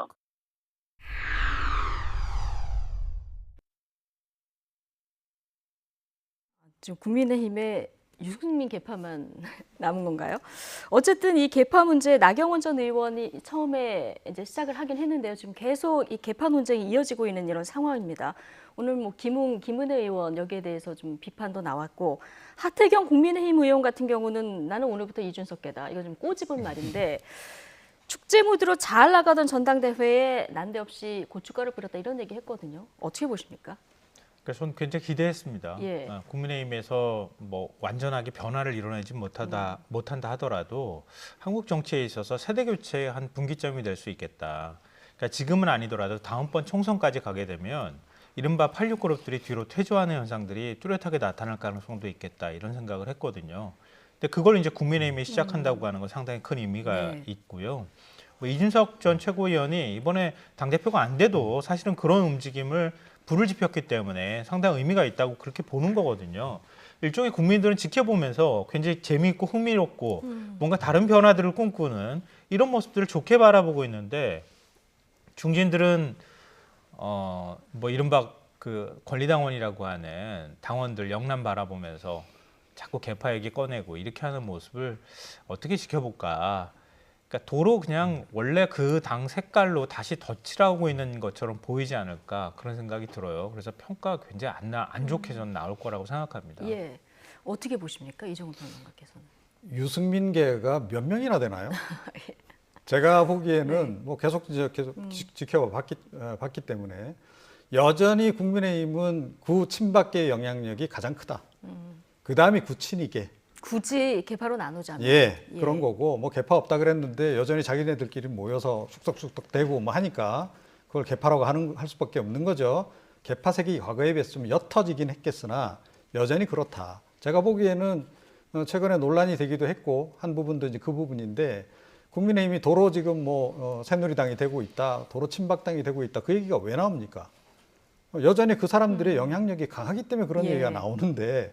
느닷없이 지금 유승민계를 놓고 지금 이제 공격을 지금 해대는 상황인데 자 그러면 따져보자는 거죠. 유승민계가 그럼 몇 명이나 되냐는 거예요. 한 10명 된다고 치자고요. 그러면 전체 국회의원 중에서 10분의 1인데 그게 그렇게 비중이 높다고 볼 수 있고 그게 그렇게 걱정이 될 정도고 그 개파가 색깔이 더군다나 또 그렇게 강하냐. 유승민 전 대표의 가장 큰 약점이 뭐냐면요. 자기 개파를 못 만드는 데 있어요. 사실은 개파 만들었으면 이번에 만드는 대로 성공은 한 겁니까? 글쎄요. 제가 보기에도 지금 뭐 유승민 의원하고 가까이 지내는 의원들이 좀 몇 명 있는 걸로 알고 있는데 개파라고 부를 정도가 아니다. 그리고 유승민 전 대표 자체가 과거에 뭐 그렇게 굉장히 카리스마 있는 또는 뭐 이런 그 정치인들하고 달리 막 이렇게 끌어당기고 그런 스타일도 아니에요. 그래서 이런 얘기가 나오기 때문에 사실은 아는 사람은 실수할 수밖에 없는 그런 얘기를 지금 하고 있는 거다.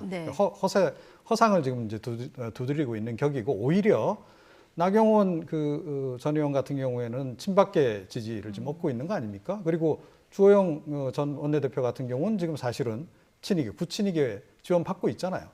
공공연한 사실인데 오히려 자기네 쪽의 개파가 더 강했으면 강하지 새가 그런 상태에서 이런 얘기를 한다는 게 뭐 불리하니까 지금 여론조사 결과 좀 불리하게 나오니까 아마 이렇게 좀 공격을 하는 것 같은데 이런 네거티브 공세로 이번에 이런 분위기 하에서 과연 당권을 질 수 있을까?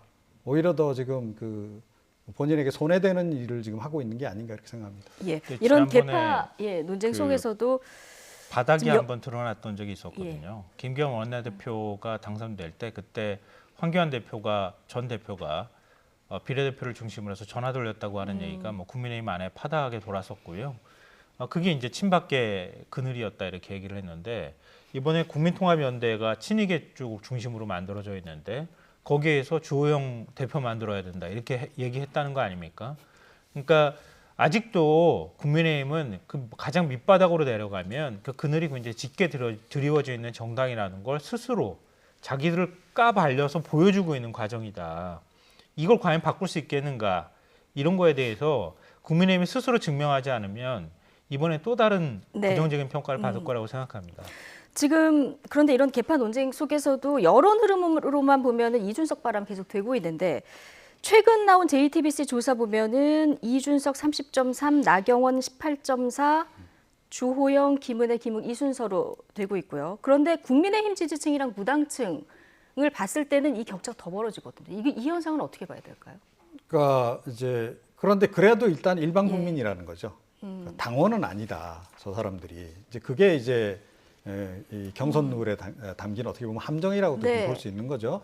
그러니까 일반 국민들 그리고 지금 간단하게 얘기해서 국민의힘을 지지하는 그 일반 국민들도 뭔가 획기적으로 좀 변화하기를 원하는 겁니다. 제가 보기에는 이분들이 이준석을 다 잘 알아서 이준석을 다 좋아해서 지금 이렇게 좀 이준석 그 전 최고가 높은 지지율이 나오는 게 아니다라고 봐요. 네. 그거보다는 지금 국민의힘이 획기적으로 뭔가 변해야 한다. 그러기 위해서는 좀 상징적인 인물이 대표가 될 필요가 있다. 이 생각을 지금 하기 때문에 이런 여론조사 결과가 나오는 거라고 보거든요. 자, 그러면 이게 민심이라고 본다면 민심을 쫓아가야 되겠습니까? 아니면 민심과 맞서야 되겠습니까?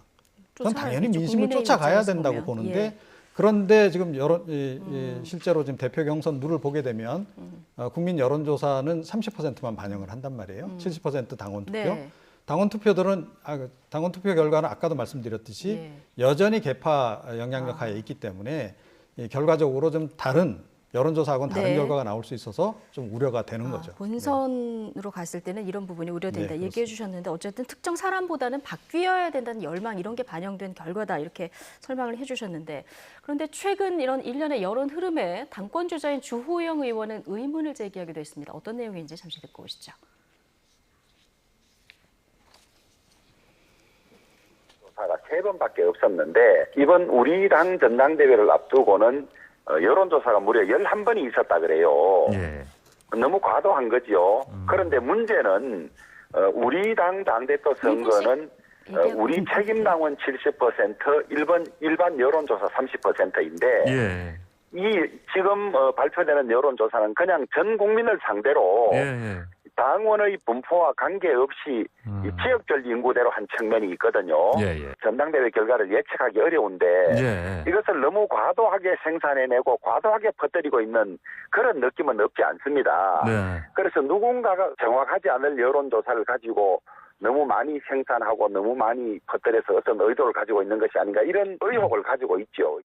짧게요. 정확하지 않은 여론조사를 너무 많이 생산하고 퍼뜨리는데 의도가 있다. 이런 주장을 했는데 어떻게 보십니까?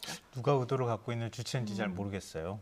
근데 실제 여론조사가 그렇게 나오니까 국민들이 그렇게 바라고 있다고밖에 해석이 안 되는 상황이잖아요.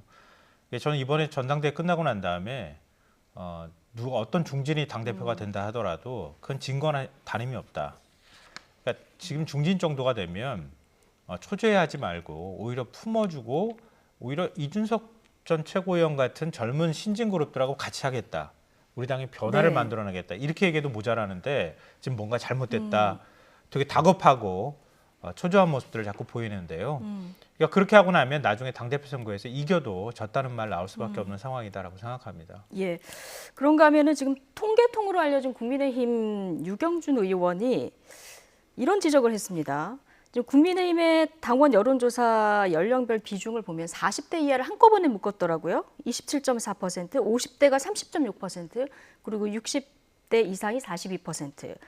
그리고 호남 비율은 0.8%인데 이걸 조금 올려서 이제 2% 정도로 맞춘 것 같은데, 자, 이 부분에 대해서 문제점을 제기했어요. 어떻게 보십니까? 그렇죠. 그러니까 딱 봐도 그러니까 너무 50대 이상 고령층 비중이 높다. 이게 눈에 띄고 또 40층 이하 그러면 40대 이하 그러면 40대까지 포함되는 거예요.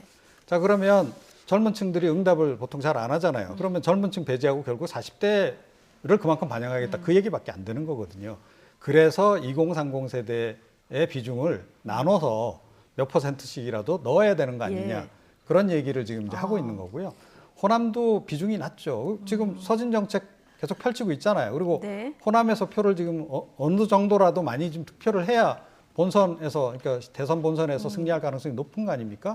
그럼 호남 민심을 좀 더 반영하려고 노력을 해야 되는 건데 그런 노력을 지금 안 하고 있는 거죠. 이게 지금 숨어 있는 사실은 여론조사 그 지금 기법상에 숨어 있는 그런 것들이 지금 이제 좀 드러나고 있는 그런 상황인데 설계도 보면 굉장히 중진들이 본인들에게 유리하게끔 그렇게 지금 구도를 지금 짜놓은 겁니다. 그런데 그래서 결과적으로 전당대회 결과 그러니까 이런 민심하고 확연히 다른 그런 당 지도부가 구성된다라고 했을 때 차기 대선 승리 가능성이 높아질까요? 예. 전혀 아닌 거죠. 그런 지적이... 부분을 당원들도 이제 전략적으로 잘 판단을 해야 된다 이렇게 생각을 합니다. 알겠습니다. 자, 오늘 예비 경선 지금 여론조사 진행이 되고 있고요. 오늘 국힘 전대 선관위가 4시에 이제 회의를 개최하는데 이때 끝나고 바로 예비 경선 결과가 발표가 될 것 같습니다. 일단 5명 안에 누가 드는지부터 지켜봐야 될 것 같습니다. 김성환, 이종훈 두 분 시사평론가와 이야기는 여기까지 나눠보겠습니다. 고맙습니다.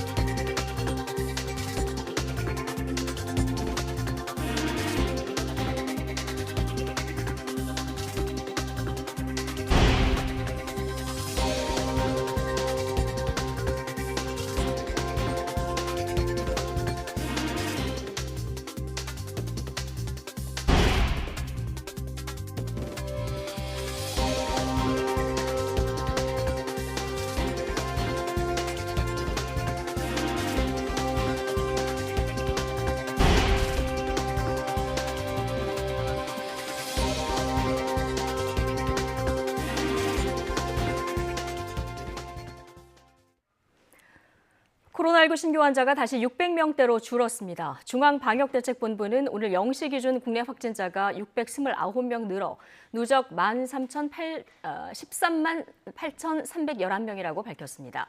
지역 발생은 620명으로 수도권에서만 414명이 확진됐습니다. 곳곳에서 소규모 집단 감염이 이어지면서 전국 모든 시도에서 환자가 나왔습니다. 숨진 사람은 3명 추가돼 국내 사망자는 모두 1,943명으로 늘었습니다. 인도에 체류하다가 코로나19에 감염된 우리 국민 14명이 오늘 밤 전세기편으로 우리나라에 옵니다. 방역당국과 항공업계에 따르면 교민 환자들을 태운 리투아니아 국적 보잉 737기가 밤 11시 35분 인천공항에 도착합니다. 자, 이번에 오는 교민 환자들은 경증 13명, 중증 1명으로 모두 기아차 협력업체 직원들입니다. 중증 환자는 도착 즉시 대기하던 구급차를 이용해 명지병원으로 이송되며 나머지 13명의 경증 교민 환자들은 공항 검역소 음압격리시설에서 진단검사를 받은 뒤 모두 충북 제천의 생활치료센터로 옮겨질 예정입니다. 네, 오늘 오후부터 잠시 뒤부터 코로나19 잔여 백신 수량을 카카오톡과 네이버 앱에서 확인하고 접종 예약까지 할 수 있습니다. 일일이 병원에 전화해서 이른바 노쇼 백신을 맞을 수 있는지 문의해야 했던 불편을 덜 수 있게 됐습니다. 염혜원 기자입니다. 코로나19 백신 접종 대상이 아닌 사람이 취소된 이른바 노쇼 백신을 맞으려면 병원마다 일일이 전화를 해 대기 명단에 이름을 올려야 했습니다. 물량 확보가 얼마나 되는지도 모르겠고 그리고 일단 제가 정보가 없기 때문에 어떻게 신청을 해야 되는지 방법조차도 몰라요 일단. 그래서 뭐 있다면은 뭐 좀 접종을 하고 싶은데 병원 입장에서도 취소자가 생겨 기준 접종 인원을 넘지 않으면 맞으려던 사람들까지 다른 날짜로 옮겨야 해 번거로웠던 게 사실입니다. 이런 불편을 덜어줄 서비스가 오늘부터 시작됩니다. 카카오톡은 잔여 백신 탭을 만들었습니다. 위치 정보를 제공하면 지도 위에 주변의 위탁 의료기관에 남아있는 백신 수량을 확인할 수 있습니다. 예약을 누르면 바로 완료. 당일 맞을 수 없을 때에는 알람을 설정해두면 잔여 백신이 생길 때마다 바로 알려줍니다. 네이버는 모바일 앱과 지도 앱 검색창에 잔여 백신, 백신 당일 예약, 노쇼 백신 등을 검색하면 서비스를 이용할 수 있습니다. 지난해 공적 마스크 약국을 찾아주던 서비스 방식과 비슷합니다. 이번 서비스가 시작됨에 따라 일일 예약자가 5인 이상만 예약되면 백신을 개봉하여 접종할 수 있도록 기준을 완화하여 그간 부득이한 사정으로 접종일을 변경하여 했던 예약자의 불편들도 줄어들 것으로 전망됩니다. 카카오와 네이버 본인 인증이 필요하고 대리 신청은 불가능합니다. 또 신청 전 미리 애플리케이션을 업데이트해둬야 이용할 수 있습니다. 잔여 백신 접종은 아스트라제네카 백신으로 진행되며 1992년 이전 출생자가 대상입니다. 한 번이라도 백신을 맞았거나 사전 예약을 해둔 상태인 이용자는 신청할 수 없습니다. YTN 염혜원입니다. 독일 연구진이 아스트라제네카와 얀센의 코로나19 백신 부작용으로 알려진 혈전 원인을 밝혀냈다는 논문을 발표했습니다. 독일 프랑크푸르트의 괴테대학 주도 연구팀은 혈전 부작용이 코로나 바이러스의 스파이크 단백질이 세포의 잘못된 부분으로 보내졌을 때 발생하는 유동 돌연변이 단백질 때문인 것으로 파악됐다고 밝혔습니다. 돌연변이 단백질들이 세포막에 결합하지 못하고 세포에 의해서 신체에 분비되면서 약 10만 명당 1명꼴로 혈전을 유발한다는 설명입니다. 연구진은 백신 제조업체가 이 같은 분열을 방지하기 위해서 스파이크 단백질 시퀀스를 수정하면 문제를 해결할 수 있을 것으로 내다봤습니다. 더불어민주당이 정부가 제시한 한국토지주택공사 LH 혁신 방안을 두고 국토교통부와 협의를 가졌지만 결론을 내리지 못하고 추가 논의를 이어가기로 했습니다. 민주당 국토위 간사인 조응천 의원은 오늘 국회에서 당정 협의를 가진 뒤 정부 측에서 LH를 지주회사와 모회사, 자회사 등으로 나눠 기능을 분산하는 방안을 보고했지만 결론을 내리지 못하고 한 번 더 당정 협의를 하기로 했다고 밝혔습니다. 노형우 국토교통부 장관은 그동안 LH가 독점적으로 갖고 있던 토지개발 후보지 조사 권한을 국토부로 분산하고 지역개발과 혁신도시 사업을 비롯한 8개 기능도 축소하는 방안을 보고한 것으로 알려졌습니다. 땅 투기 의혹 사태로 궁지에 몰린 한국토지주택공사 LH가 자체적인 쇄신 작업에 착수했습니다. LH는 혁신위원회 2차 회의를 열어 부동산 투기가 발생한 원인을 진단하고 해결 방안을 논의했다고 밝혔습니다. 혁신위는 우선 임원과 간부의 부동산 보유 현황 등록을 신속하게 마무리하고 전 직원에 대한 부동산 신고와 등록 시스템을 조기에 구축한다는 방침입니다. 또 실거주 목적을 제외한 다주택자는 상위직 승진을 제한하는 등 청렴성을 강화하는 방안으로 인사제도를 혁신하기로 했습니다.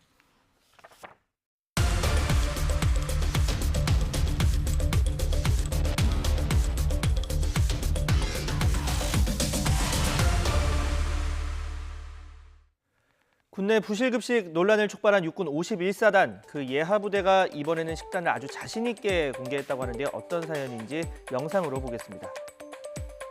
네, 부대 측이 지난 26일 1인 정량이라고 공개한 점심 식단입니다. 이 메뉴는 밥과 해물 된장찌개, 또 삼겹살, 상추와 고추 등 쌈채소, 김치로 구성이 됐는데요. 이 식판이 넘칠 정도로 아주 넉넉하게 쌓아 올린 삼겹살, 저도 보니까 배가 고플 정도로 아주 인상적입니다. 네, 반찬은 그동안 거의 없이 밥만 가득해서 부실급식이다 이런 비판을 불러왔던 다른 사례와 비교를 해보면 그 차이가 더욱 확연하게 드러나는데요. 네, 문제는 이 푸짐한 식단이 공개된 날이 평범한 하루는 아니었다는 겁니다. 이 국민의힘 소속 국방위 의원들이 경기 화성에 있는 육군 51사단 예하부대를 찾아 부대 시설을 점검하고 그 부대 관계자와 병영 내 식당에서 점심을 먹었습니다. 하필이면 이날 이렇게 삼겹살이 가득 찬 식판을 1인 정량이다 이렇게 공개를 한 건데요. 어차피 쇼다, 또 사단장 온 날 청소하는 것과 뭐가 다르냐, 의원님 없을 때도 이런 식단 받아볼 수 있겠느냐는 온라인상의 비판이 이어졌습니다. 군 관계자는 이 같은 51사단 소속이지만 부실급식 논란을 불러온 곳과는 다른 부대라고 설명을 하기도 했습니다. 최근 국회의원들의 군 급식 현장 점검 이뿐만이 아닙니다. 이 여당 국방위 의원들은 논산 육군 훈련소를 찾았는데요. 지금 화면에 나오고 있는 이 김병주 의원 별넷 출신입니다. 이 후배인 현역 4성 장군까지 두 포스타가 병영 내 식당에서 함께 나란히 밥을 먹는 장면이 나왔는데요.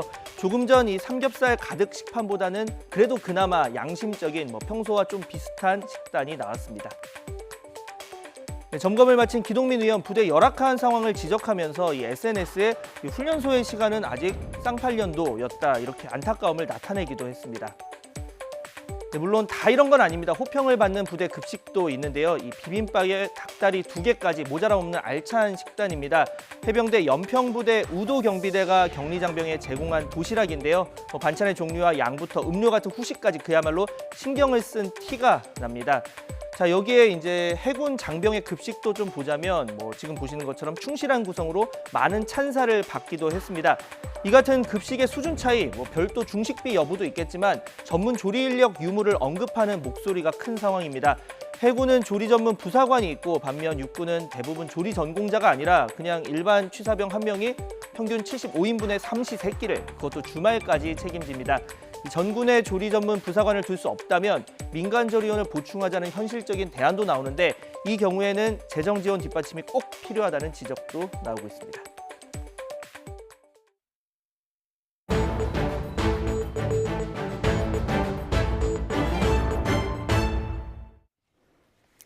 네, 얼마 전 경기도 남양주시 야산에서 개 물림 사고로 50대 여성이 목숨을 잃는 일이 있었죠. 앞서 YTN이 사고 당시 상황이 담긴 CCTV를 확보해 전해드리기도 했는데요. 경찰은 해당 개를 데리고 현장 검증에 나서는 등 견주를 찾는 데 지금 수사력을 집중하고 있습니다. 취재 기자 연결해서 자세한 얘기 들어보겠습니다. 박기환 기자. 네, 사회부입니다. 예, 자, 지난 22일 오후에 있었던 일이죠. 네, 그렇습니다. 사건이 시작된 건 지난 22일 오후 3시 20분쯤입니다. 50대 피해 여성 A씨는 인근 공장 텃밭에 지인과 함께 방문했는데요. 잠시 산책하러 나가겠다고 하고 공장 건너편 야산을 50m도 채 올라가지 못한 상황에서 변을 당했습니다.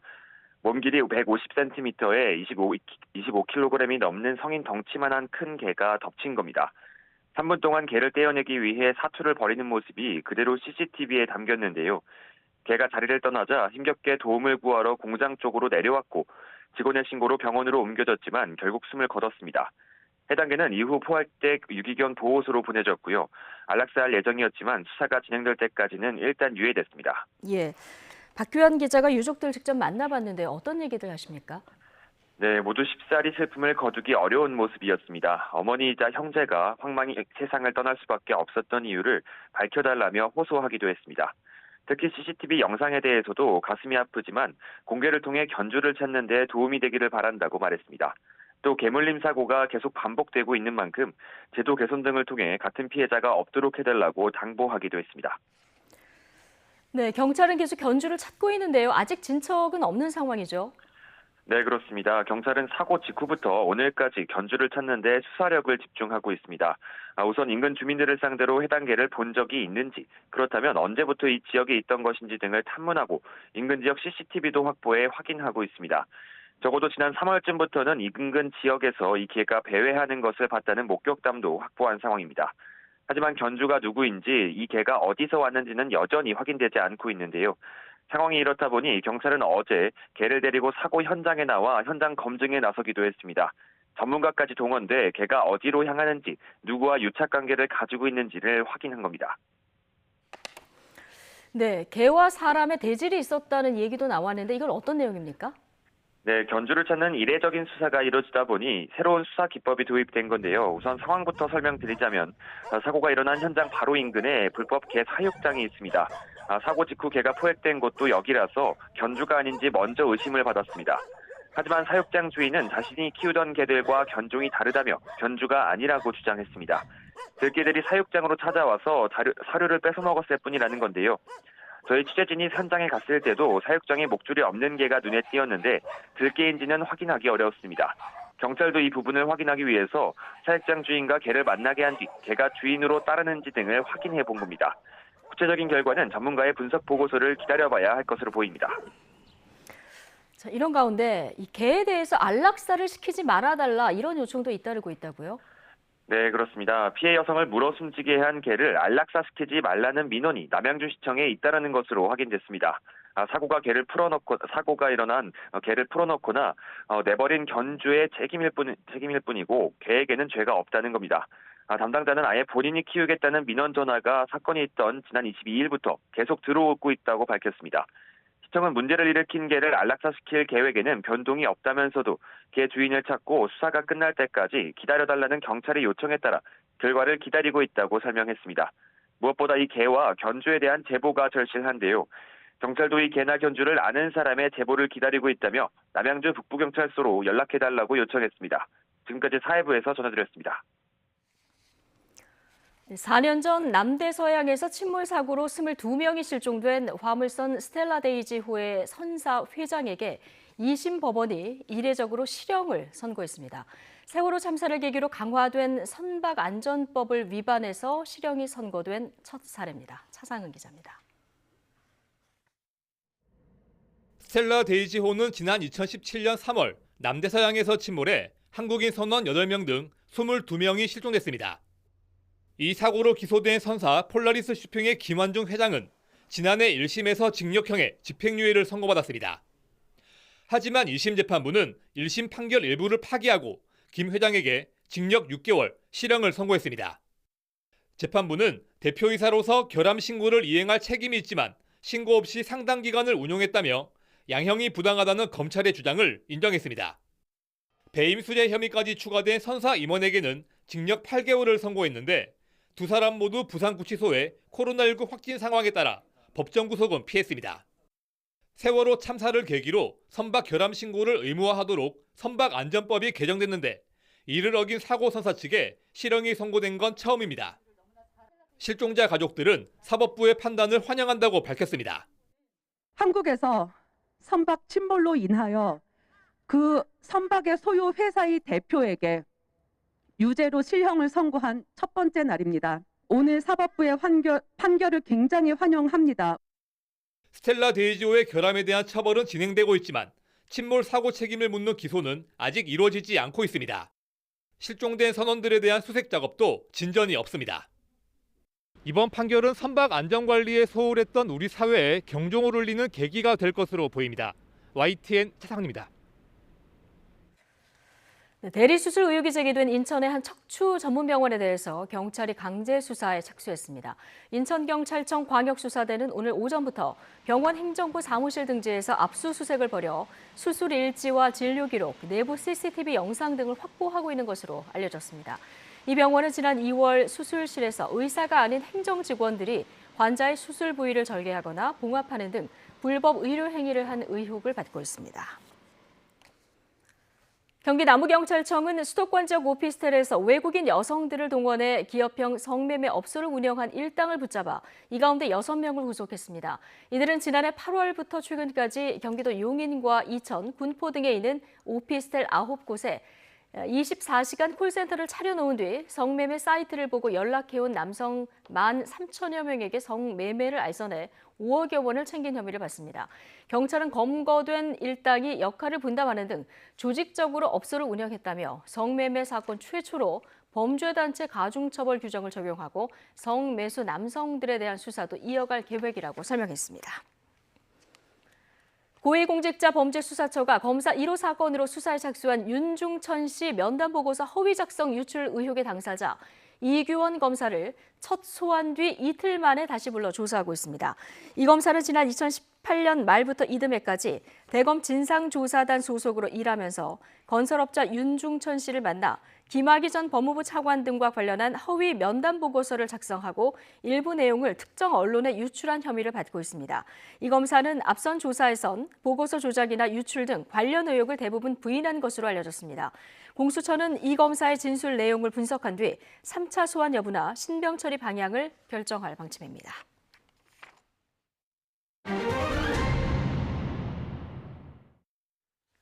은성수 금융위원장이 신고를 마친 가상화폐 거래소에서 거래를 하면 투자 자금이 보호된다며 톤을 한 단계 낮췄습니다.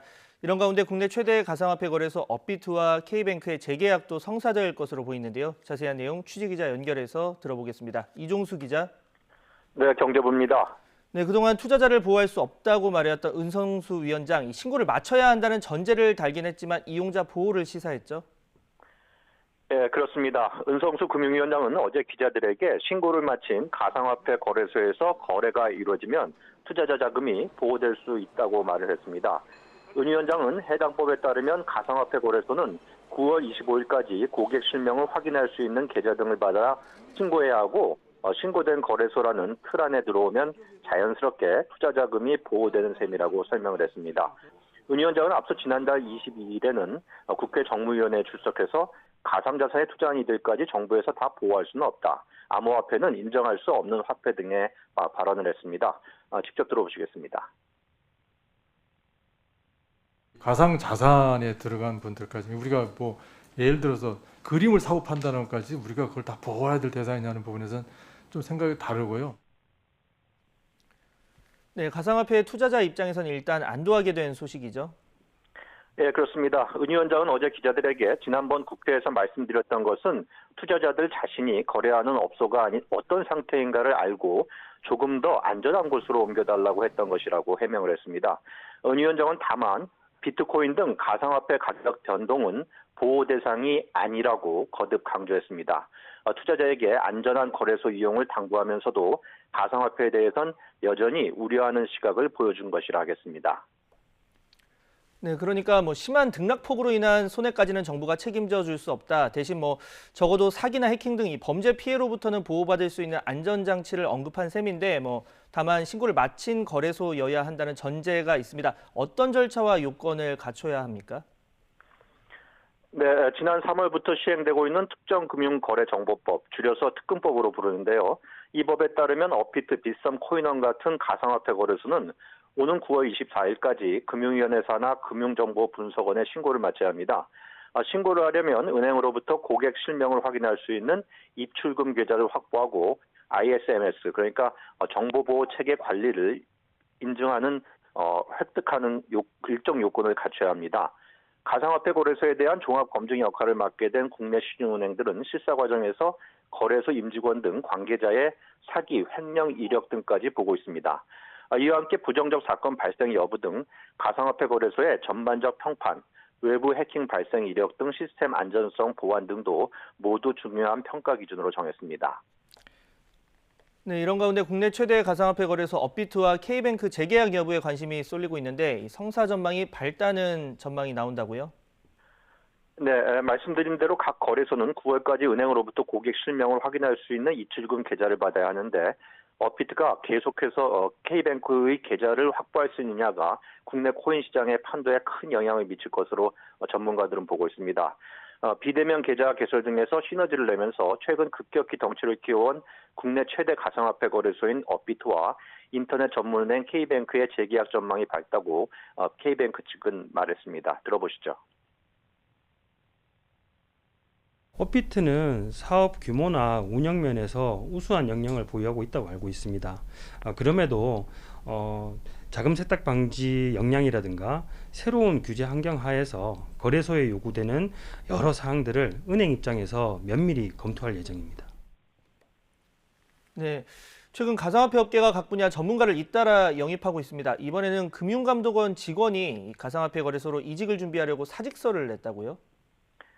예, 블록체인 전문가로 불렸던 금융감독원 부국장이 국내 최대 가상화폐 거래소인 업비트로 이직하기 위해 사직서를 냈습니다. 금감원 내부에서 가상화폐 거래소로 이직하는 사례는 이번이 처음인데요. 사직서를 낸 금감원 부국장은 거래소 업비트에 취업하기 위해서 정부 공직자윤리위원회 심사를 앞둔 상태입니다. 금감원 부국장은 전직 5년 동안 업무 관련성에 따라 이직이 제한될 수도 있습니다. 지난달에는 법무부 장관 정책보좌관실 소속 현직 검사가 업비트의 운영업체 두남으로 이직하기 위해 사표를 냈지만 이직이 무산되기도 했습니다. 국내 가상화폐 시장에 대한 제도화 움직임이 본격화되면서 규제 강화에 선제적으로 대응하기 위해서 업계 전문가 영입이 활발해지는 모습입니다. 지금까지 경제부에서 전해드렸습니다. 내년 가상화폐 투자 수익 과세를 앞두고 정부가 가상화폐 관련 중앙부처와 금융공공기관을 대상으로 행동강령 운영 실태를 점검합니다. 국민권익위는 최근 가상통화 시장의 불안정성이 높아지면서 일부 공직자들이 직무 관련 내부 정보를 활용해 가상통화 투기에 편승할 우려가 커짐에 따라 이해충돌 방지 제도에 대한 실태 점검에 나선다고 밝혔습니다. 이번 점검은 가상통화 관련 부서와 직위 지정 여부, 거래 제한 기준, 보유 사실 신고, 직무 배제 등 이해충돌 소지를 사전에 차단할 수 있는지 중점적으로 살필 예정입니다. 한국은행 금융통화위원회가 현재 연 0.5%인 기준금리를 유지하기로 했습니다. 작년 7월부터 8번째 동결입니다. 금통위는 지난해 코로나19 충격으로 경기 침체가 예상되자 지난해 3월 기준금리를 1.25%에서 0.75%로 내린 뒤 5월에 다시 0.5%로 인하했습니다. 한국은행은 또 올해 우리나라 실질 국내 총생산 GDP 성장률을 4.0%로 전망해 지난 2월 전망치 3.0%에서 1%포인트 상향 조정했습니다. 미국과 러시아 정상회담 일정이 발표되면서 그동안 러시아에 공을 들여왔던 중국의 마음이 급하게 됐습니다. 특히 이번 발표가 중국의 외교사령탑 양제츠 정치국원의 방러 기간 도중에 나오면서 중국의 입장이 더 머쓱하게 됐습니다. 베이징에서 강성웅 특파원이 보도합니다. 시진핑 중국 국가주석은 지난주에 화상으로 푸틴 러시아 대통령과 만났습니다. 두 나라가 협력을 통해 중국 장쑤성과 랴오닝성에 짓기로 한 원전 착공식 행사에서입니다.